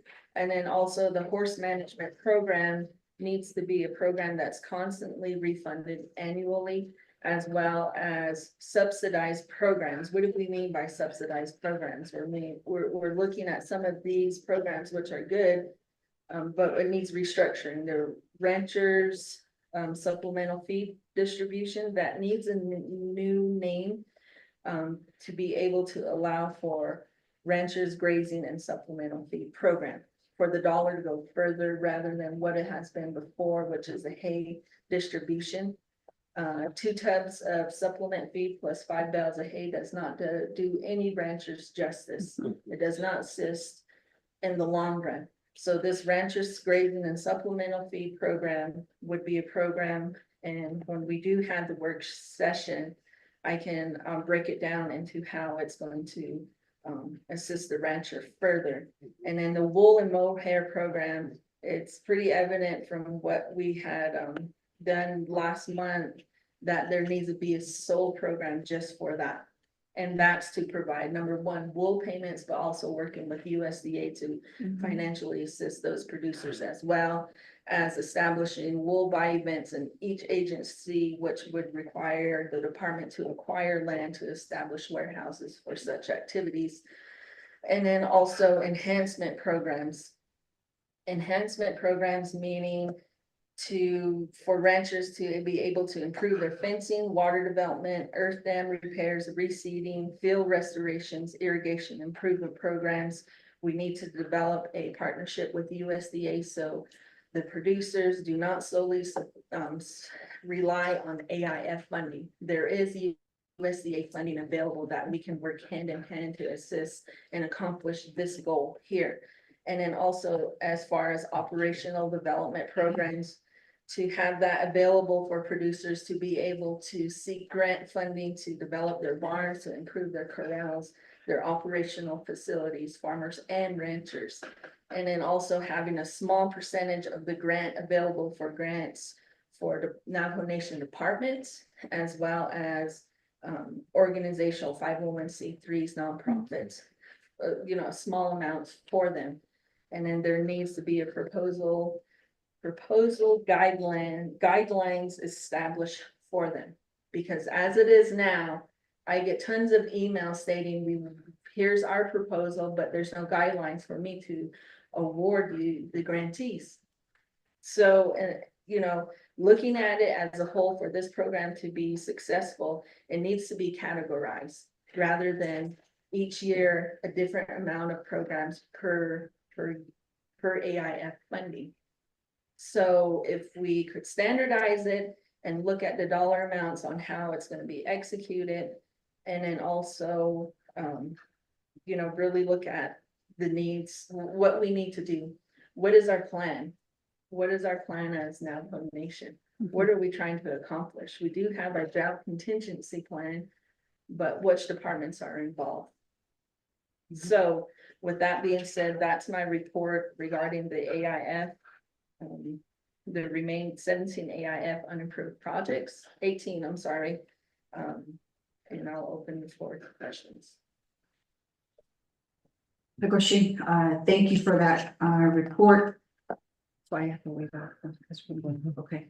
So at this time, I'd like to just go ahead and yield the floor over to my colleague, since we have another layer of discussion, which is going to require executive session. I won't take a motion in a second at this time. So until after we come out of executive session. So at this time, do we have members of the committee? Do we have any questions on the presentation that was Honorable also? Thank you. I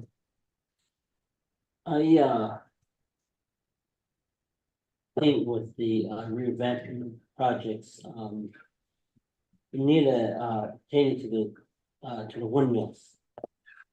We need to make sure that BIA can reimburse us. BIA yes, has a trust responsibility, and that's one of those that we at some point, well, for speaking to MPL, there's an office that the Bureau of Indian Affairs has created to address the MPL needs. And MPL only receives certain amount of federal dollars. And, I think that, they would have to go into a further agreement to agree to those terms. But, you know, it doesn't, hurt to say, how can we help you? Because, those windmills there on NPL, you know, one of my thinking was that, is the windmill is it Navajo Nation? Or is it the Bureau of Indian Affairs property? And, we know that the well cat in the water is nepe. But when it comes to the actual, tank, the windmill that turns, the fish will have it eggy. Those items are probably the property of the federal government, I'm thinking. Because the dollars is coming from the federal government, and the Navajo Nation just said, federal government, I can do the job better than you to maintain these windmills, like what Tara shop does. But on NPL, if that's a federal program, I think that, I guess sort through that so that we don't get burned at the end. The other is that, the AIF, I do agree that, you know, we should be only be dealing with permit holders. Whether it's for the farm or for the, grazing. Yes, there's producers that have, sheep that just end up. But again, you know, they are producers. And, I think that I'm not sure and they're counting those. But how many of those are being actually shown in for actual ranching? And I think that we really need to, look at that to fund the correct aspects of what is ranching. And, it up in the ship. Even with farming, should we be only dealing with Navajos that actually have farm permit that cannot source? The farms that don't have, farm permits or backyard farming. Look at that more as a hobby. Where you have a small garden box the size of this table. Not keeps them until when you have where you know, have produced some melons and some squash and none stuff, chilies or tomatoes, you know, but they're small scale. But the actual farmers that actually are farming, you know, those are the ones that we really need to help, because they're the ones that are buying the diesel fuel for the tractor, or buying the fuel for their gas, or buying the fuel for the, I've seen one farmer use a tiller because their cheap laborers are not working. Their kids aren't over there, don't die, what that. But yet they say, oh, we're farmers.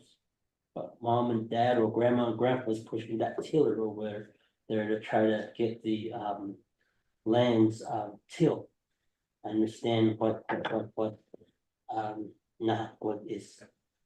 I see that farming, you know, and you know, our elders are burning out, and I think that we really need to get it to where the it is really at.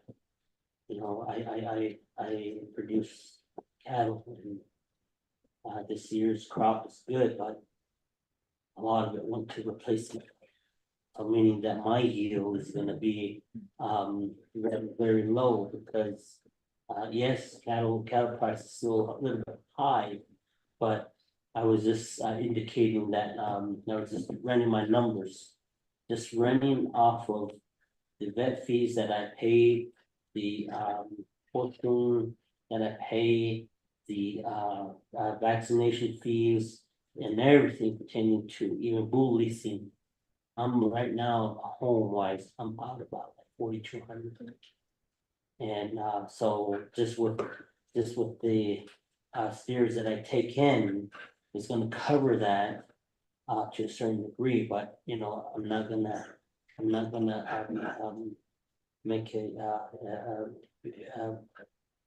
big amount back because, you know, a lot of my resources that I personally use into cattle, you know, I put it back in.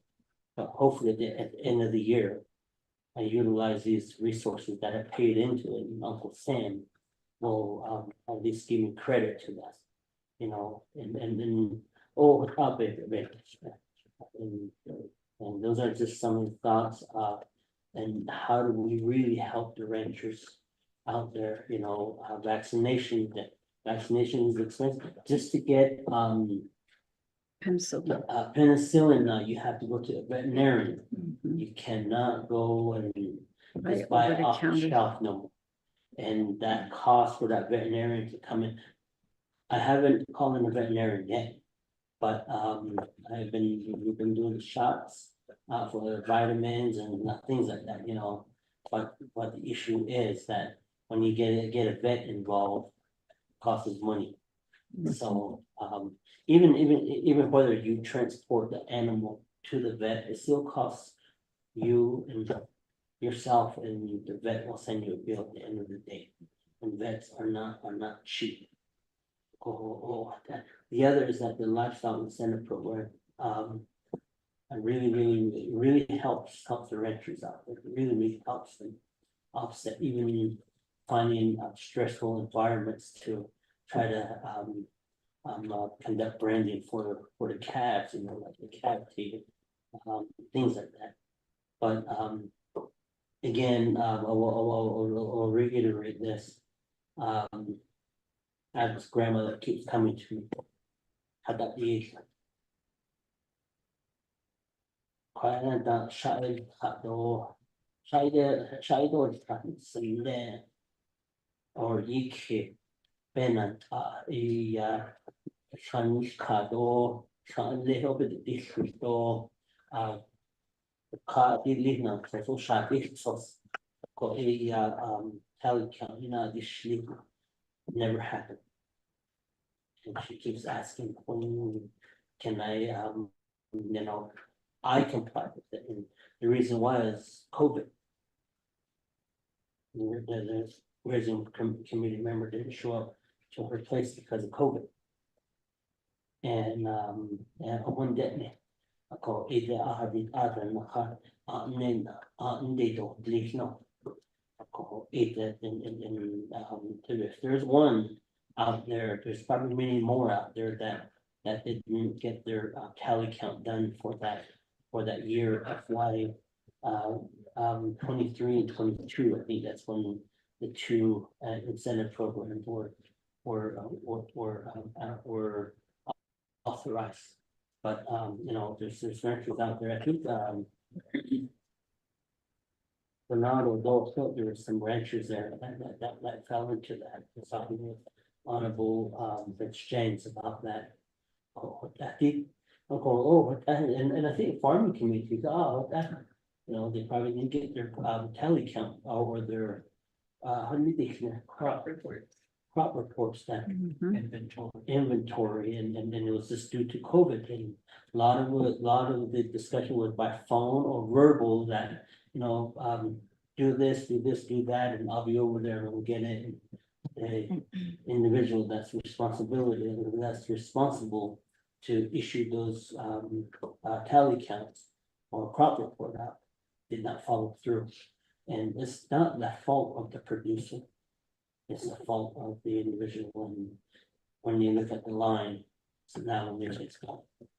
So we need to somehow address that so that there's those Navajos that, you know, our citizens that you know, met that threshold, you know, we try to assist them in this program. But again, I do agree that, how you're, recalling some of or redirecting some of these, repurposing some of these dollars for what it's really intended, and I think we really need to be careful, because you know, if the federal government conducts an audit, you know, it may be something that we may be liable. I don't. Those are just some of my thoughts about it. Yeah, just as we get this thing to address and do fencing, you know, how can we try to better the range out there? You know, Navajo has really a lot of potential if they were practicing range management, where they got it now into different pastures that can really benefit and have the quality livestock, not quantity, quality. You know, we can actually get up there and see. So, totally, thank you. Pushing, thank you, Honorable R. So I'll go ahead and yield the floor over to Honorable Claude, then Chair Ness. Thank you.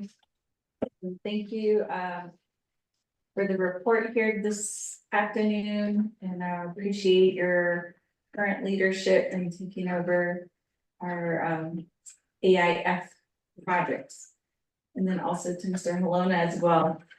So just a few comments that I want to make, and not necessarily any questions, but I think that the first one I want to start off by saying is that I appreciate the AIF and for the producers and farmers, and then also the gardeners. And I disagree with Tui here stating that they're hobbies. I do not agree with that, because when you buy flower seeds and you buy flowers, some people, they don't have water, so they have to hand carry that. That's not a hobby, that's a livelihood. You're also helping pollinators. So I disagree with that, and I think that despite if you have a large scale, small scale, or just a small little garden, they're all equal because they are maintaining the land. So that's what this fund was created for. So I disagree with that. Second of all, I want to say that recently myself and Honorable Simpson, we took a tour out in the Pacific Northwest. We did see large scale farming opportunities. I believe that the Navajo Nation is really behind in as far as the technology, the uses of water. When we went out there, we got to see what a real large scale farm looks like. The success of it, the facilities, how they maintain it. And it's a colony. It's actually a colony of families that oversee the farming. And these families come together, but they have integrated technology to where they are not wasteful. They use a system using moisture sensors that go into the ground. They have built-in pivots which use that technology. And we've seen the manager, the farmer, the CEO, and where he had it built into his phone. He had it built on his phone to where if a pivot was down, it sent him the information and he was able to go out and get that done. In addition to that, we did travel out there, and NAPI also went. So we did have Mr. Zeller out there and then a board member as well. And so that brings us back to the discussion of NIP. So I think that we need to put that back on our radar as RDC in regards to the funding that they still need. We also need to bring back pumpkin patch fundraisers. We need to talk about those different areas out there. And then also we even talked about those ground squirrels, or what did they call it? The prairie dogs. So all of that, are factors into what we need to discuss as a Navajo Nation. And I think that we become so tunnel vision that we forget that we have our own farmlands. And then I'm not hearing anything about those ranches as well. So how are you evaluating those ranches? RDC, we were supposed to take a trip out to Peach Ranch. We never got to do that. We did go to Wolf Springs, and so even that, I think that a lot of people have that misunderstanding or misinformation, or they're not educated on how successful that ranch can be. They have the bison herd, they have cattle, and they say that, oh, Navajo Nation, you guys are just throwing money away. But in reality, those herds, when they're sold off, they offset the cost of what is the expense of that ranch. In addition to that, they allow permits within that area. And then that takes care of their county assessor's fees and the taxes with that. But if you're not educating anyone, then no one would understand that. So I just want to respectfully ask for Madam Chair, if we could go ahead and put those tours back into place so that we can see the other ranches. In addition to that, we still need a listing of who is leasing those lands. We don't have that information as well. We've been asking for over a year. We have not received a report on that. Instead, again, like I said, we get tunnel vision and we go back to these smaller projects. And in reality, I think that there's a broader focus. So, you know, those are the things that we want to hear about. And you're bringing in consultants for the fair. We might as well bring consultants in for agriculture. So that's your money maker. And if you can actually run and help these producers as well as farmers and even family households, then they too could get an opportunity to apply for a subsidy. One of the things that does need to be amended is the home site lease.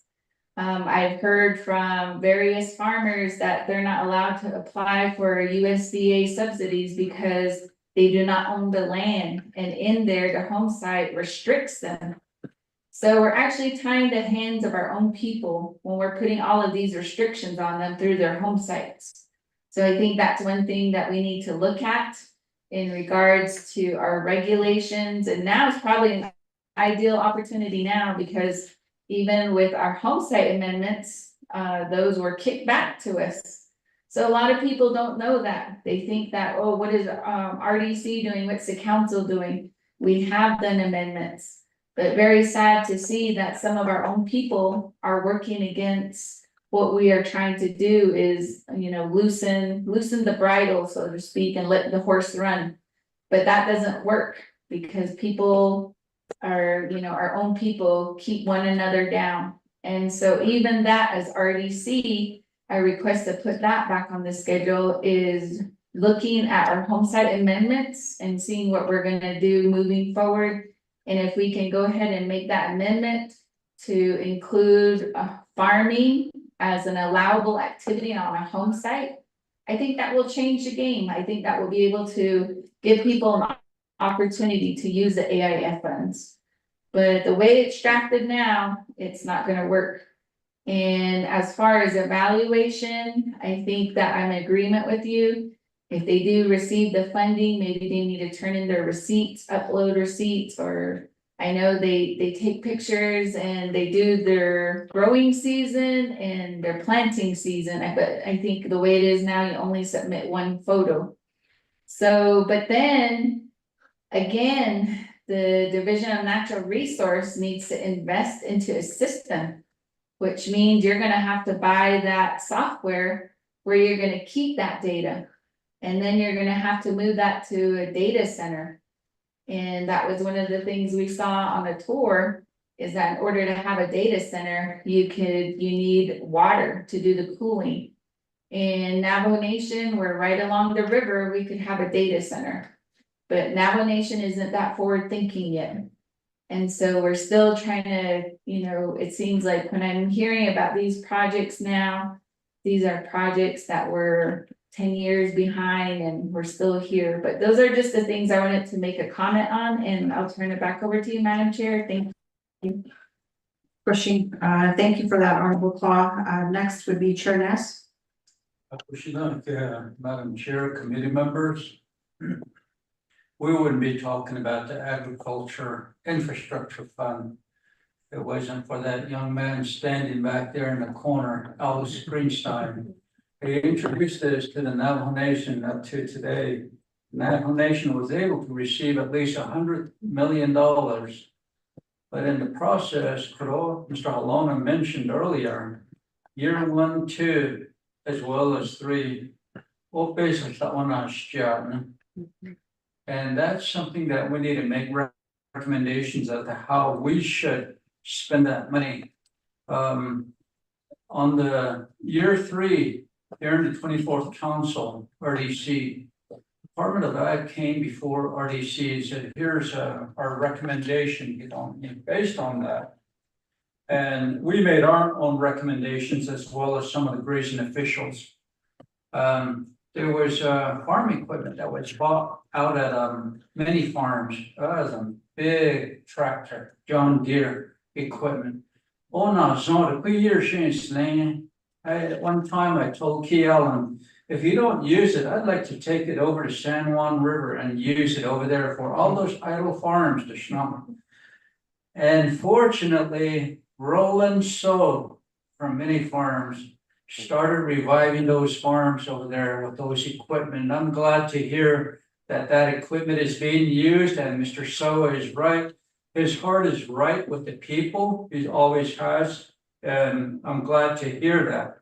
So Koroba Heinzi, Ms. Jim, the 500,000, that was really from the grazing officials.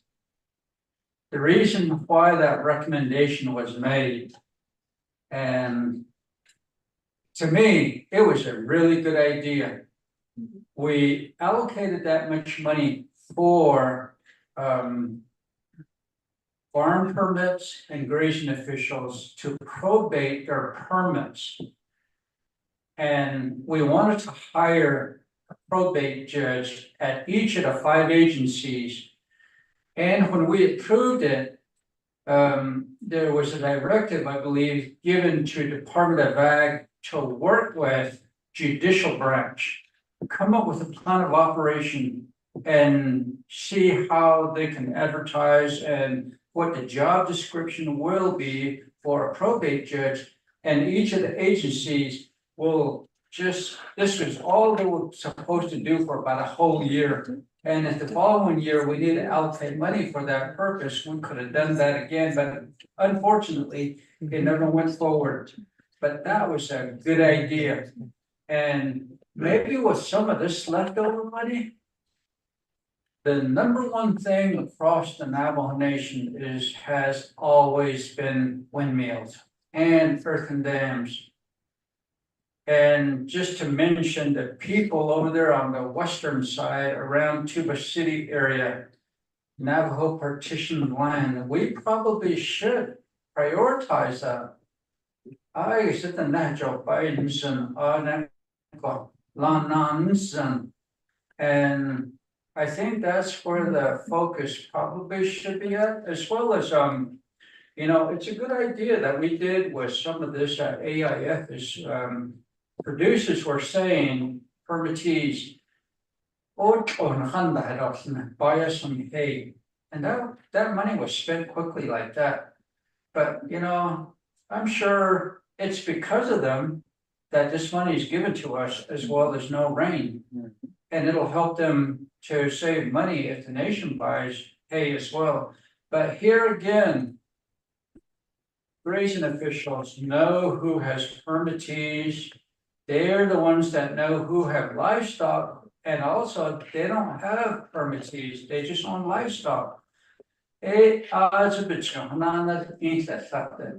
So it's a concern that we have throughout the Navajo Nation. I don't know why there's always favoritism that pops up its ugly head into what we're trying to do. And for the people, because of the permittees. Some people have permittees that haven't even been probated, but they have livestock out there equal the number of what's written on there. And I get reports on it all the time, you know, people tattletale and say, yeah, no, that has not so. But I just wanted to touch up on that, you know, that 500,000, but you know, that would be a decision that we have to make. I know we're gonna have to make some wise decisions moving forward with it. And just really see how we can best utilize these monies. Also claw back those monies that are just sitting there and do something with it and have some results. How about this, too? Thank you, Madam Chair, back to you. Rashid, thank you for that, colleagues. So, just real quickly, I do have, on my radar is to reschedule the tour for the ranches that we had initially rescheduled twice. And then, leasing, on April the 10th of 2024, Mr. Halona and Ms. Jim, we did do a directive memorandum to then direct our department manager, Mr. Watchman, to provide a name listing of all the individuals that are leasing the tribal ranches, who's outstanding, and I know that those leases for tribal ranches have one expired, and what is the strategy going forward, but we haven't received anything to date. Next, in regards to the home site lease amendments, starting the new fiscal year, Mr. Byron Batsui was wanting to sit down and also have a work session. So maybe, we can go ahead and schedule a work session with him in regards to the amendments, to the home site leasing, with a recommendation that was, recommended here by Honorable Claw to see if farming, activities can be allowable within the 1 acre lot that, our constituents get. And then, the other one is really just circling back around with NIP as well. Again, that is a big project, and I know that, the Department of Interior was supposed to fund that project in the 70s, but it's to date, it still has not been completed. So, we still have yet a lot that needs to be addressed and in regards to the tally. So, with that, I'd like to go ahead and yield the time back to the presenters here for any responses that they may make, and then, also, provide us some dates on when you would want to have this work session for the AIF project, so that we could, right now, I think September, we're trying to keep open for our budget session in case we come to some terms. So actually, you know, I'm sorry. So anyway, go ahead and I yield the floor back over to the presenters. Thank you, Madam Chair, members of the Resource Development Committee, got colleagues. All that's in, none of us. I guess just quickly is that we appreciate the dialogue and the feedback, the concerns and how, and Ms. Jim here is paired, you know, what we want to do moving forward as to some of the things that we've discussed. And she's right on point, has all the things in place. We just need to support her and help her put her plan together. And then we can follow that plan, and then legislations where needed to get a handle on the funding aspect, moving out. And earth dams and windmills is priority. Same with the burl horse situation. Those are priorities that will start assisting with the range management and moving forward as to what we need to do. So I've also previously asked Department of Ag for the same information. Let me see all the leases that are in place. And I think they're held up because from what Ms. Jim's been able to find is that there's really no leases, there's just memos. And so I think that's why they're reluctant to provide anything, is because there's really no leases. And then over in tribal ranches, you know, they didn't have no leases for some time, and they're just holdovers and those situations. So they are tackling that right now. I know they had a meeting with OOC, accounts receivable, so they can reconcile everything. And then now we're gonna put a plan together, how to, there's several different categories of individuals that, some have not paid any, some have been paying. So we're gonna put them in categories so we can attack each one, and then bring that, whole, I guess, compliance plan, back to the committee here, so you can hear and see exactly how we're proposing, what the solutions are, what we're proposing to get everybody back on track moving forward. There hasn't been any revenue coming in. So when revenue projection was being requested here, during the budget, it was hard, to try to get Department of Ag some money when some of those no monies that have been coming in. Even in Western, or not Western, but Winslow tracks. We know there's people there, but what are the leases? What are the arrangements?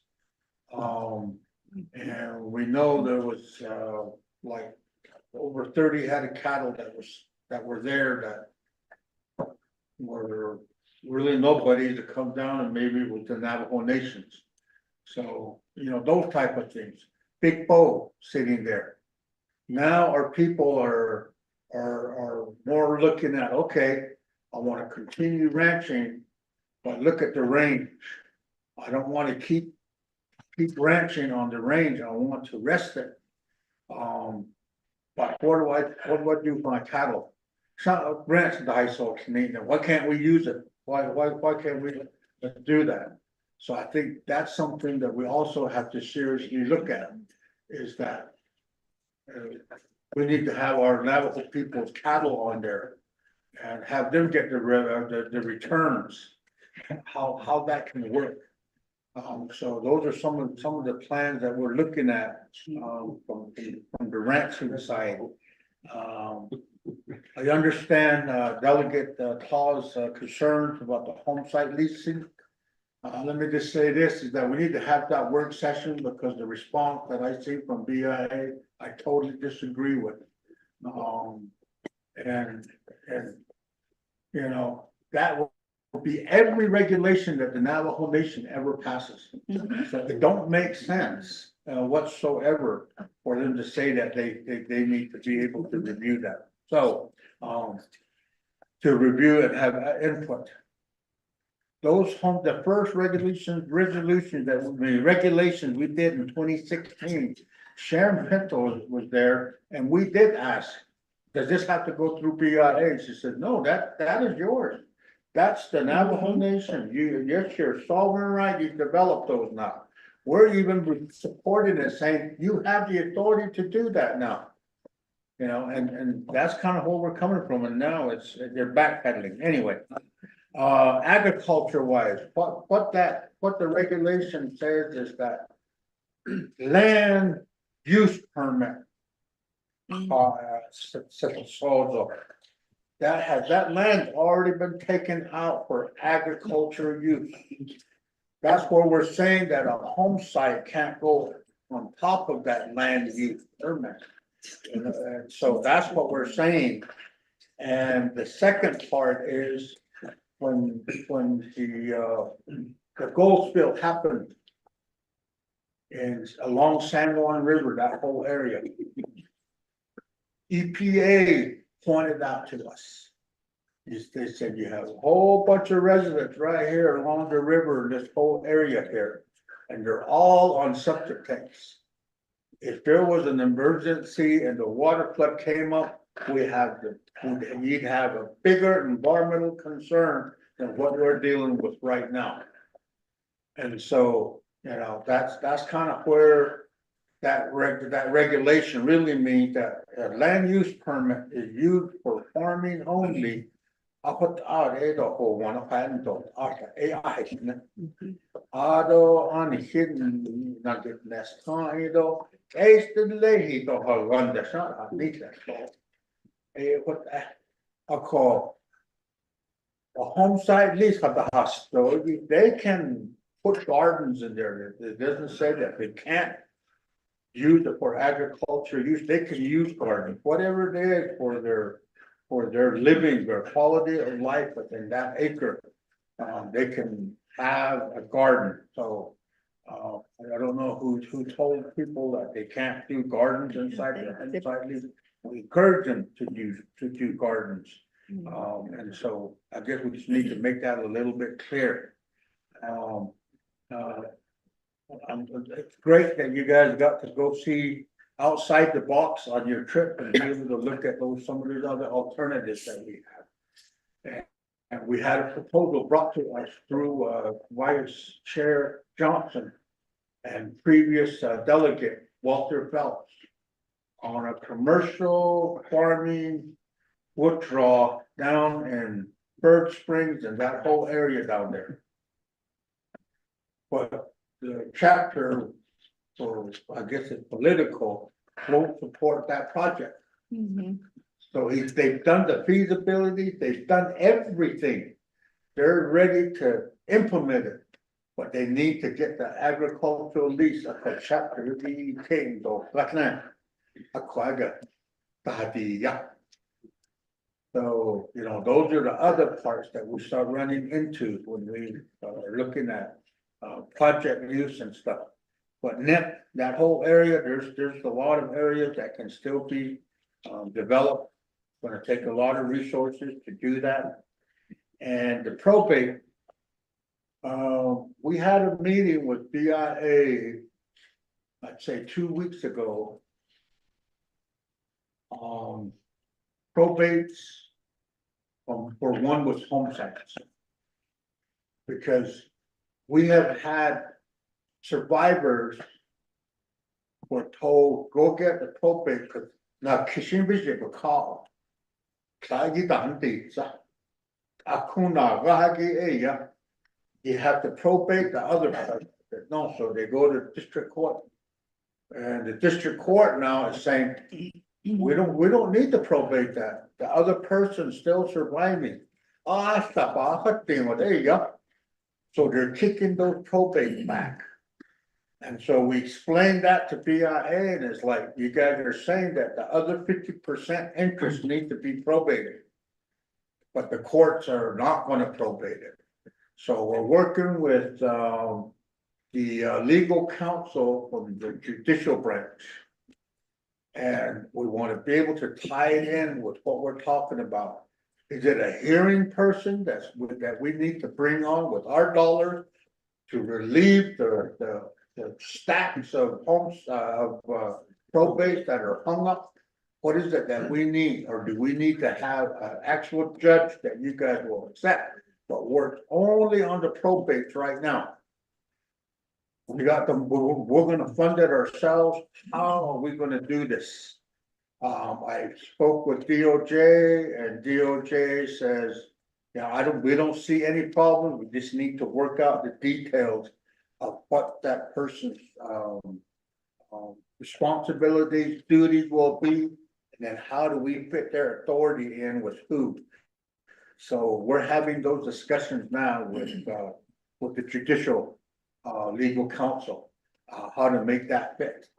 So we got the dollars. If they say this is how you need to do it, we get some kind of agreement going, and we're able to do that. I think we'll then make a big impact, beneficial impact to a lot of farmers. There's land use permits that are probated, hung up, grazing permits and home site leases that are hung up and probated. Go at that. So we're working towards that now. So we're gonna need to identify the funding. So when we get together, we can identify those funds based upon the feedback we get from them. And so that's I guess the only response I have back, so unless you have something. Okay, No? okay, yeah, okay, in response to Delegate Clark, I want to, as far as the tribal branch update, I've looked at it and it's real, I'll be honest, it's a headache. In terms of how expired some of these leases are. Some are dating back to 2011. And then what the code says, you know, in a 500 series of the renewal terms is, number one, you get a 10-year lease. Then you're eligible for an additional 10 years. But it does not say black and white what happens after the 20th year. It's kind of, to me, I read it as a revolving door. You can renew, renew, renew. So those amendments, you know, that needs to be changed, amended. And so with that, and then also with the fees, I'm, you know, looking at the current lessees and the fees that they're paying, it's all over the board. It's from 38 cents to $24 per head per year. And from my understanding, there was legislation dropped in 2018 stating that the fee that should be paid by lessees are $6 per head. It's supposed to start out at $5 and move up 50 cents increments to $6 each year. So with that said, why isn't the bottom line $6? But of course, politics played a role in why those fees are low. At 38 cents a head per year. I mean, if you go outside of the reservation, it's $16 to $17 per head per month. Yep. That's how the land leases and the taxes are paid by landowners. So with that in mind, I looked at the New Mexico land lease, you know, the cost of it, and which, by the way, we're past due 6 years.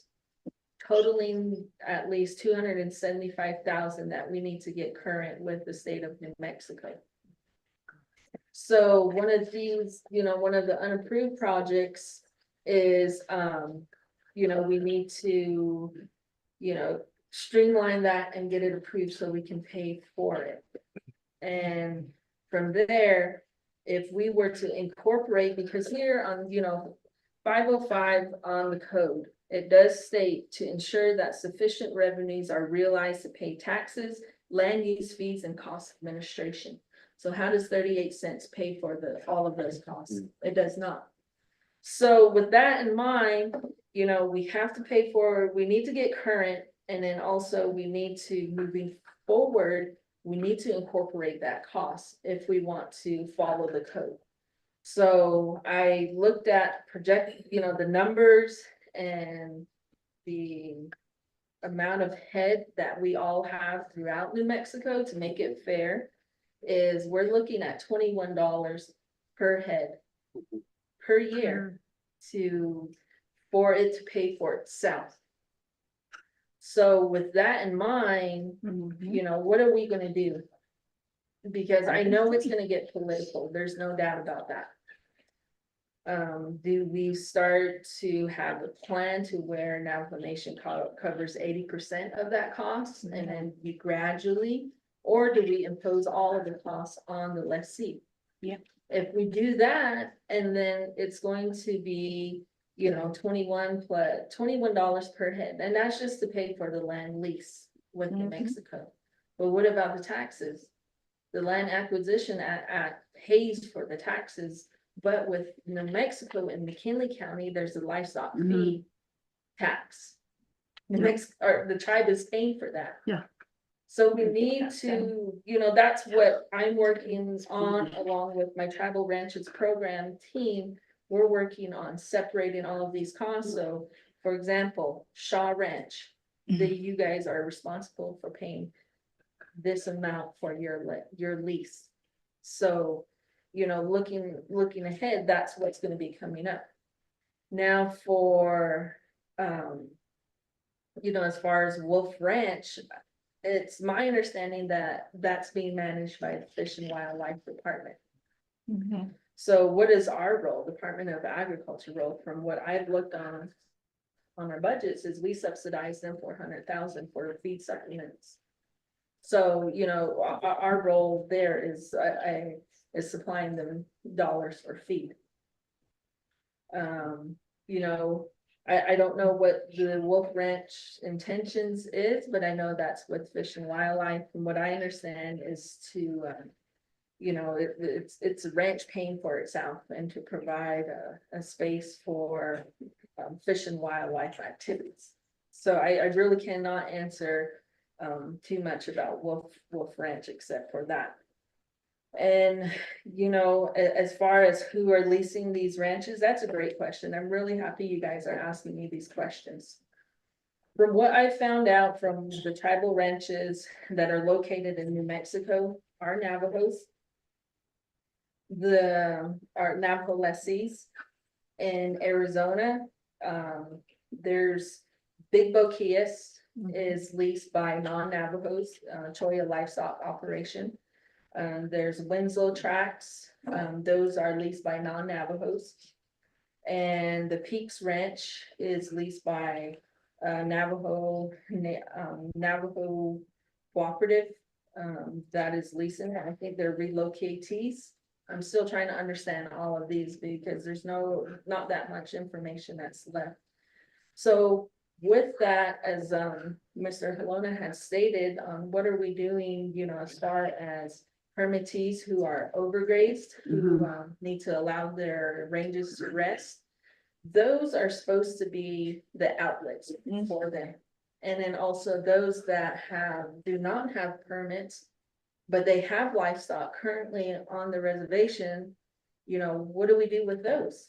How do we enforce them to remove their livestock? But then again, we don't want to cut their livelihood and say you cannot have no more livestock. We should be providing them a ranch, a place to put their livestock on there. So, you know, that's doing my research. That was the intent of these tribal ranches. So moving forward, you know, what are we gonna do about the leases? Number one, we are gonna work with those ranchers that are up to date and are not delinquent in their ranches, and that have been actively trying to improve those ranches. Those are number ones that we're going to look at the leases and start to update and renew them. So if we want to follow the code, those that are going to be renewed, they have to demonstrate proper stewardship of these lands. What I find in some of these ranches is they have a lease for 10 years. They drop off their livestock, they brand them, and then see you until sale time. You know, what direction are we pointing these ranchers in? What programs are we pointing and helping them? None is the answer. So with that in mind, we really need to look at who we are going to renew. So, and just recently I got an email that one of the tribal ranches, their cattle were stolen and restolen. And so, you know, these codes need to be updated. So, you know, it needs to happen because Department of Ag, we have our hands tied on what we can do. And so, you know, now we have to start to we have to start looking at those lessees who are delinquent, who have not paid. There's one rancher in there that has not paid their entire 20 years that they've been on there. So procurement codes restrict us from collecting. So, and then also there's no black and white code in here of talking about termination of a lease. There is how to collect, but that doesn't do anything because some of these ranches are severely overgrazed. There's no outlet. But with this AIF program, the dollars can assist these ranchers in taking them off of the ranches and then putting them on a grazing program at Happy. So from that, what do we do about those that are severely delinquent from that? And then also those that are delinquent, you know, with 5 years. We want to collect the past 5 years, but that's going to be a big financial undertaking on them. It shouldn't have been, but we're here now. So is there a payment plan, you know, that we're able to do with them? But then again, we have to go back and look at how have they been managing those ranches. So that's all I'm gonna say about the tribal ranch situation. We've been working on it, and this is the conclusion that we're at right now. So as far as, producers participating in subsidy programs with USDA,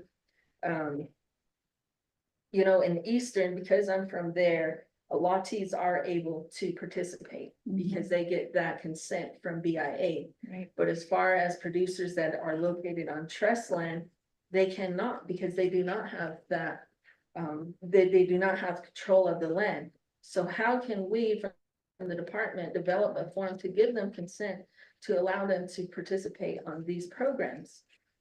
I know there's within 25 CFR 167, you can participate in these programs if you have an RMU. But to establish an RMU, you have to have a minimum of 150 head sheep units year long. A lot of people don't nowadays. So that needs, if we want to That was the support and to 1947. change, that regulation needs to be changed. And to allow for everybody to take advantage of these programs, because I myself and my family personally have taken advantage of these USDA programs, and they do make better stewards. They make you a better steward of the land and better manager of your livestock. You follow the programs. And these enhancement programs, they pay you to be a rancher. Why are we limiting our farmers and ranchers for taking part of that program? And it's because of these codes and the regulations that restrict a lot of our farmers and ranchers. And I would be happy, we need to set up an advisory committee or, to look at these laws. And that's something that we were instructed by OMB as far as the grazing officials is to change their performance criteria. Before it was quantitative written in paragraph form. So we did change it to where they have 7 tasks this fiscal year that they need to follow. And that also who has control over our grazing officials and our farm board officials. Because they have their duties and responsibilities that they're supposed to be complying with, but majority of them don't. Because number one, what was relayed back from the reservation wide is lack of education. So we could provide educational programs for them to do their jobs, but will they do their jobs? I mean, if you look at Title 11, looking at how do you remove an official, it's a lengthy process. In there, one grounds is not attending 3 consecutive meetings, but it's a whole process to remove them from that. And that's the reason why there is no tally counts for 22 and 23.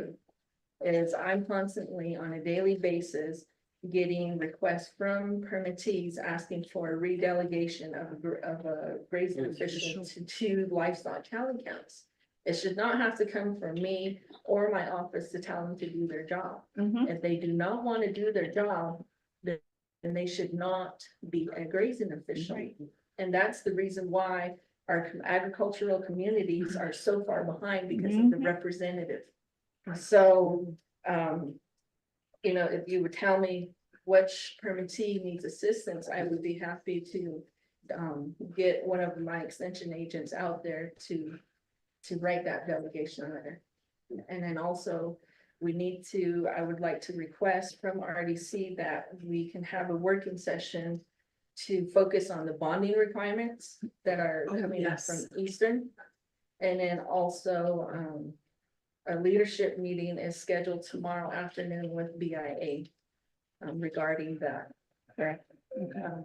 DNR conference room at 2 p.m. DNR conference room 2, okay. So, just responding to your comments and then also questions. And then also, as far as the administration law judges, I just wanted to get a better understanding of it from DOJ. I did speak with Mr. Francisco and what they say about Department of Ag allocating that money to hire a judge. according to codes, that cannot be happening. So we need to re-strategize. Do we need to hire a clerk to go through each of the agency courts to pull out the probates? That money can be focused on that, and then also the advertisement of those in the newspaper. So there's really no plan of operation with all of these unapproved projects, and I want to make sure that these dollars are spent well. They're invested into our farmers and ranchers, as well as everybody that's in between, even with our departments. I do support that, but I do not support using AIF for shortfalls in other departments. So, thank you. Yeah, thank you for that response. Let me go ahead and go to Armbo Auto Sale, then I'll go to Armbo Cloud. Couple things, really, well, first, I think with the lease termination for the branches, the livestock. If the code does not identify a path to terminate a lease that the nation has created. It had to go through a legal review. And and basically where Department of Justice is at, but I think if no other remedy is done, I think just get the names and we can introduce legislation to terminate it. That way it's plain and simple, it's terminated. The other is that the collection, I think we have to go and collect those fees. And it's not a subsidy program, these ranches, it's not a subsidy program. All of them know that they got into to those ranches for a purpose. And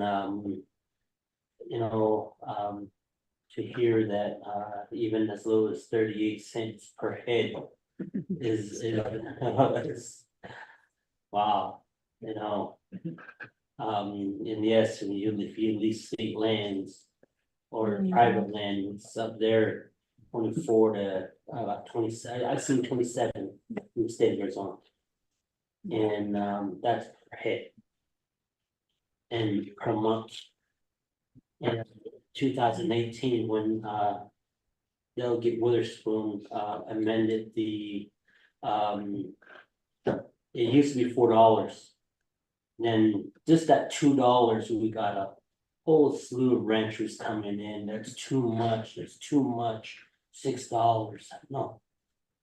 But again, when you look at cattle price, hold on, they are raking in dollars, especially if we have cattle out on the municipal ranch.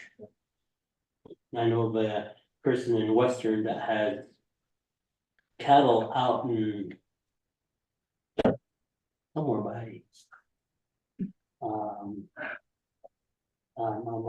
grants there. And I have a rancher over there that keeps a lookout on my cattle over there for me, and as you indicated, it sounds like they go over there every maybe 2-3 months. But they do have a lot of cattle. But what I'm getting to is that shouldn't be the practice, and you're right. Ranching should be something that where you put responsibility back on the rancher himself. I really like how 14R, the no correction, Padres Mesa set up. And it's a demonstration ranch to show how to ranch. And that's how 14R is very successful, because of how they teach the genetics of cattle and the rotation and how to create a better breed for cattle. And that's where the term of of quality comes in, not quantity.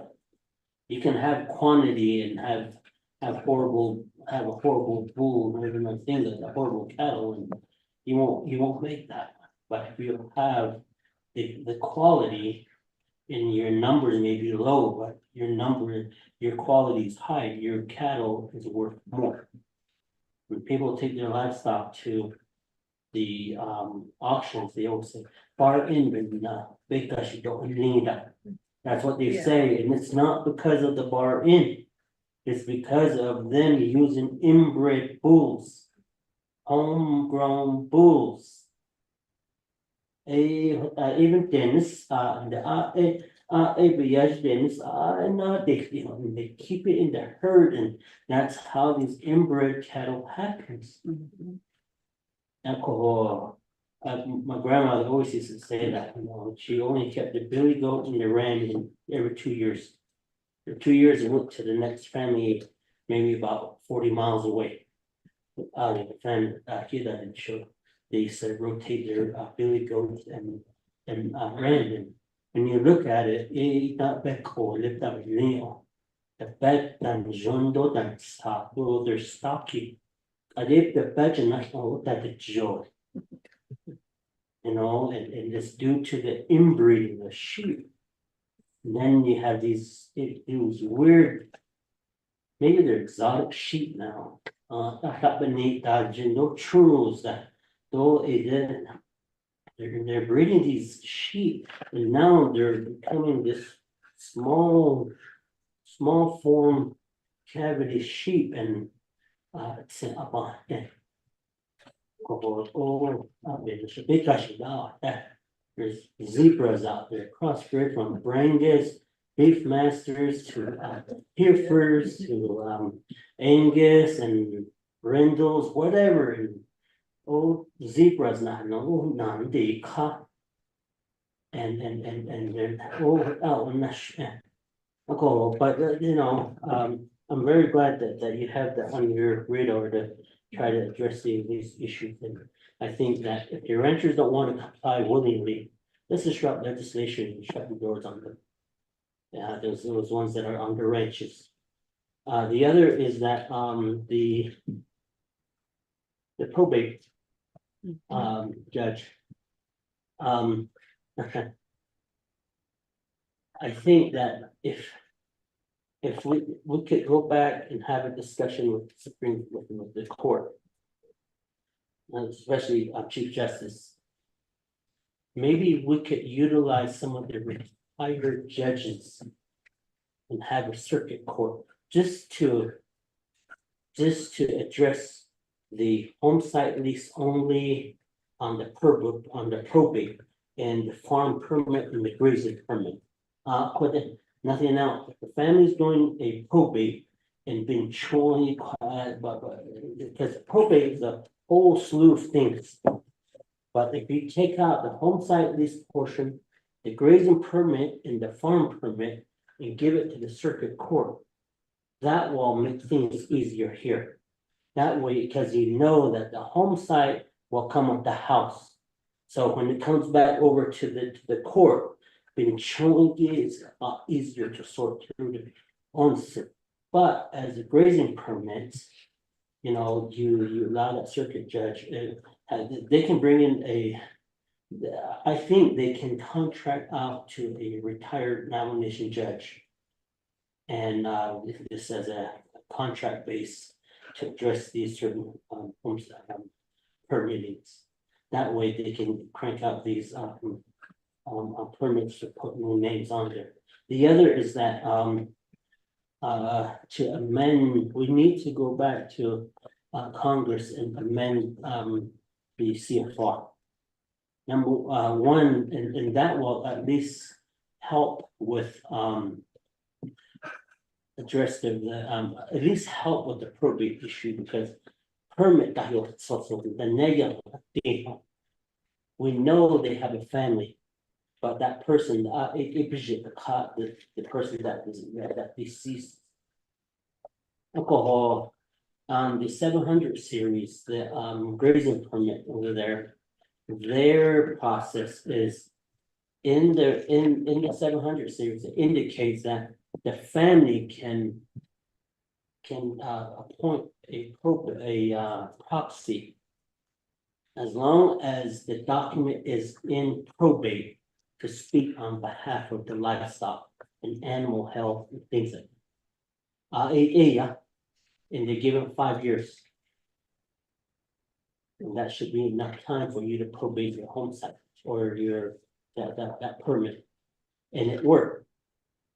It works over there and I've seen it work. And the permit on the animal side is being, or the animal health and the animal tally are happening. Nasika, in the same time, the homeowner has 5 years to do the permit, the probate. And there's timeline set to it. But as you indicated, there's probates that are still. There's probably families that haven't even started their probates yet. At the honor, so that's how you have individuals who say Dishamabana, so it's in there, yeah, then it's a probate. But how do you know it's a probate? Have they brought anything legally to you to say this is what we filed in the court, the petition? This is our attorney. Just to hire an attorney to retain the attorney for a probate that I went through was $3,500. And then from there was X amount of dollars per hour when they're in the court. Yeah, just caught in that. A lot of them will go through the what do you call it, the one that they do it themselves. But they don't, a lot of them don't are not aware of the legal proceedings that happen inside the courts. There'll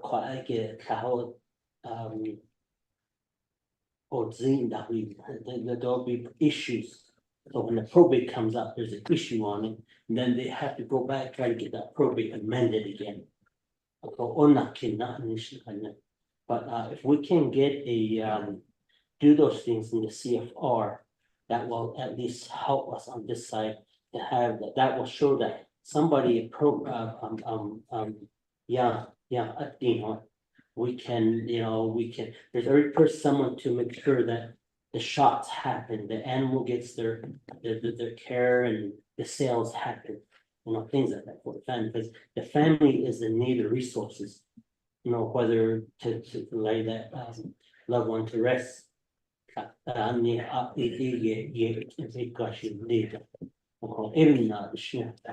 that we can pull out that 700 series and just mirror that with the current CFR that we have through Title III, that would at least help us. And then hire circuit judges off of retired judges. They can address those probates a lot quicker. So thank you. So with that, colleagues, thank you again for the recommendation of Sagi. We still have to go to executive session, and I have 2 colleagues that request to be excused at 3, that I'd like to excuse at 3 o'clock. So out of this discussion, it appears that we still have a lot that needs to require work session. Number 1 is, of course, the AIF projects. Number 2 is the title code amendments that was mentioned here that will make it parallel with the current operation, and the other one is bonding requirements. And then I know that Ms. Jim, you did mention that you are pretty much researching and trying to get all the information related to the tribal ranch leases. And when your team there at Department of Ag feels like you've gathered and compiled all the pertinent information, please, reach out to Mr. Tahi here so we can put that to receive a report on RDC agenda later, okay? And that appears to be another area that we would need to also talk about. But going forward, we would have to circle back around with Bureau of Indian Affairs with possible amendments that would have to happen to the original, to the 25 CFR 167 or whatever for trust land, that is. And hopefully that we can try to see where we can go. So again, I do appreciate this information, so I still can't get a motion in a second for this report, can I? No. No. So colleagues, we have to go to executive session now. Record. Honorable Simpson. Thank you, Madam Chair, Mr. RC, yeah, thank you, Mr.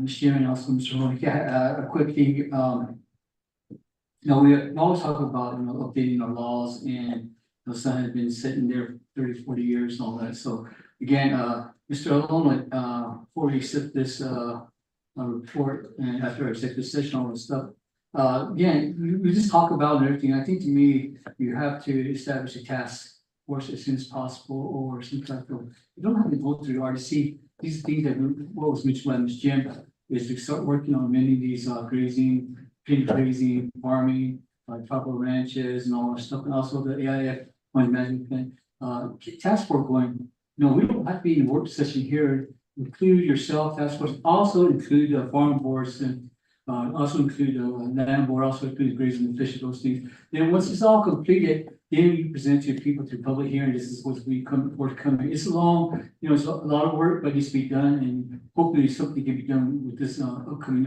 fiscal year 2025. I think it can be done. So again, working task force, grazing officials, farm board, the Eastern Land Board, and all that stuff. So that would help a lot. Then we got easier that at least we had consultation with the elected official, and at the same time we have public hearings to the people and all that. That can be done, I think, within a year. I know it's a lot of work, but it needs to be done right away. So anybody said though on the bond waiver, I'm dropping the legislation. I got 4 resolutions, joint land board, Eastern AC council. I got 3 chapters supporting the waiver of the bond. So they've been waiting for this. So I'll be dropping legislation, and if the RC wants to go work session, that'll be great. So I'll be dropping legislation on that. I just email people to send me the resolutions in support of waiving the bond. I have about 5 resolutions here, so I'll be dropping legislation here today or tomorrow. This is great information. Okay. Thank you, Madam Chair and members of RC. Thank you for that update, Honorable Simpson. So at this time, colleagues, I would need a motion in a second to go into executive session. How much time do you think we need? Let's see. How much time do you think we need, Mr. Halona?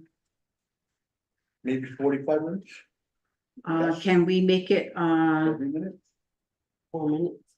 25 minutes, because we have colleagues that need to leave here by 3. Okay, quick. Just, yeah, okay.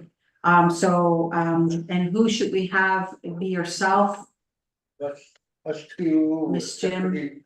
with deputy, and then, DOJ, Black hat.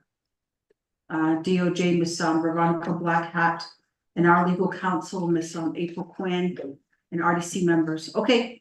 So with that, may I get a motion to go into executive session, colleagues, for 25 minutes? Motion Chair Ness? May I get a second? for 25 minutes. 25 minutes. Okay, second. Honorable Simpson. And to be in attendance are all RDC members with Ms. Quinn, and also Mr. Mike Malone, Ms. Jessie Jim's Department Manager for Department of Ag. We have Mr. Charlie, Deputy Director, Division Director for DNR, and then we have Department of Justice Legal Counsel, Ms. Black Hat. That will be in the executive session. And then Mr. Tahi, Mr. Roddy Tahi, our advisor. So with that, we will go into executive session. Like to go ahead and take it to vote, Rodney.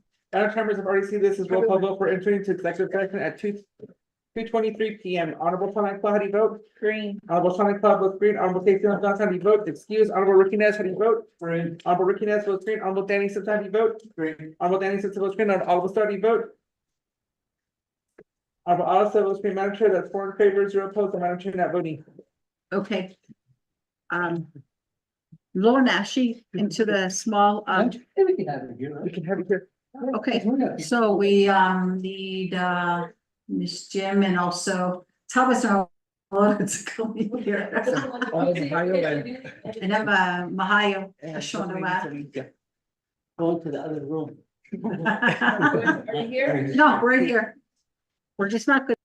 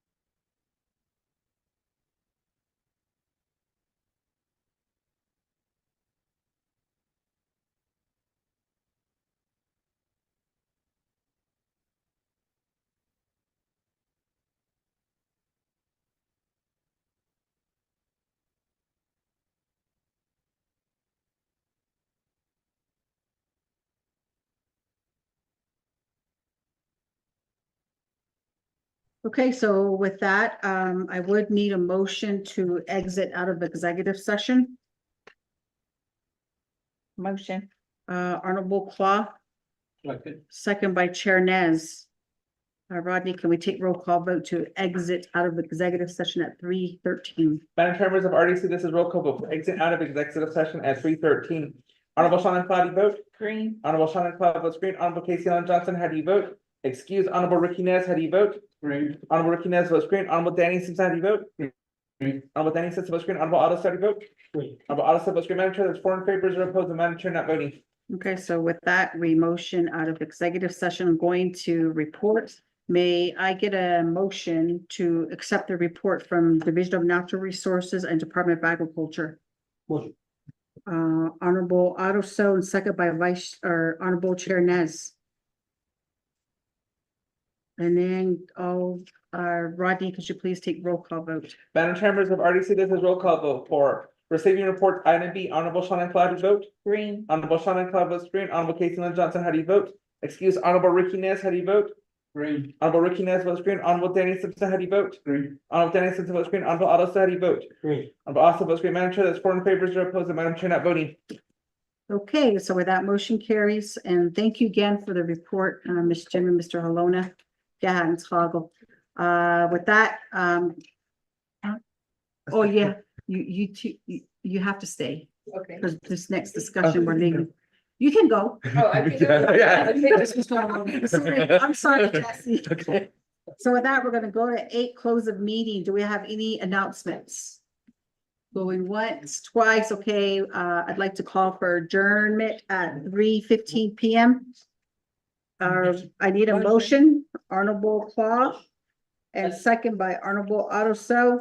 Rodney, can we take roll call vote? to Madam Chair, adjourn? members of RDC, this is roll call vote for adjournment at 3:15. Honorable Shannon Cloud, you vote? Green. Honorable Shannon Cloud votes green. Honorable Casey Lynn Johnson, how do you vote? Excuse Honorable Ricky Nez, how do you vote? Green. Honorable Ricky Nez votes green. Honorable Danny Simpson, how do you vote? Green. Honorable Danny Simpson votes green. Honorable Otto, how do you vote? Green. Honorable Otto votes green. Madam Chair, that's 4 in favor, 0 opposed, and Madam Chair not voting. Okay, so thank you. We will adjourn, and thank you for being on the call with us, and we'll be reaching out to you via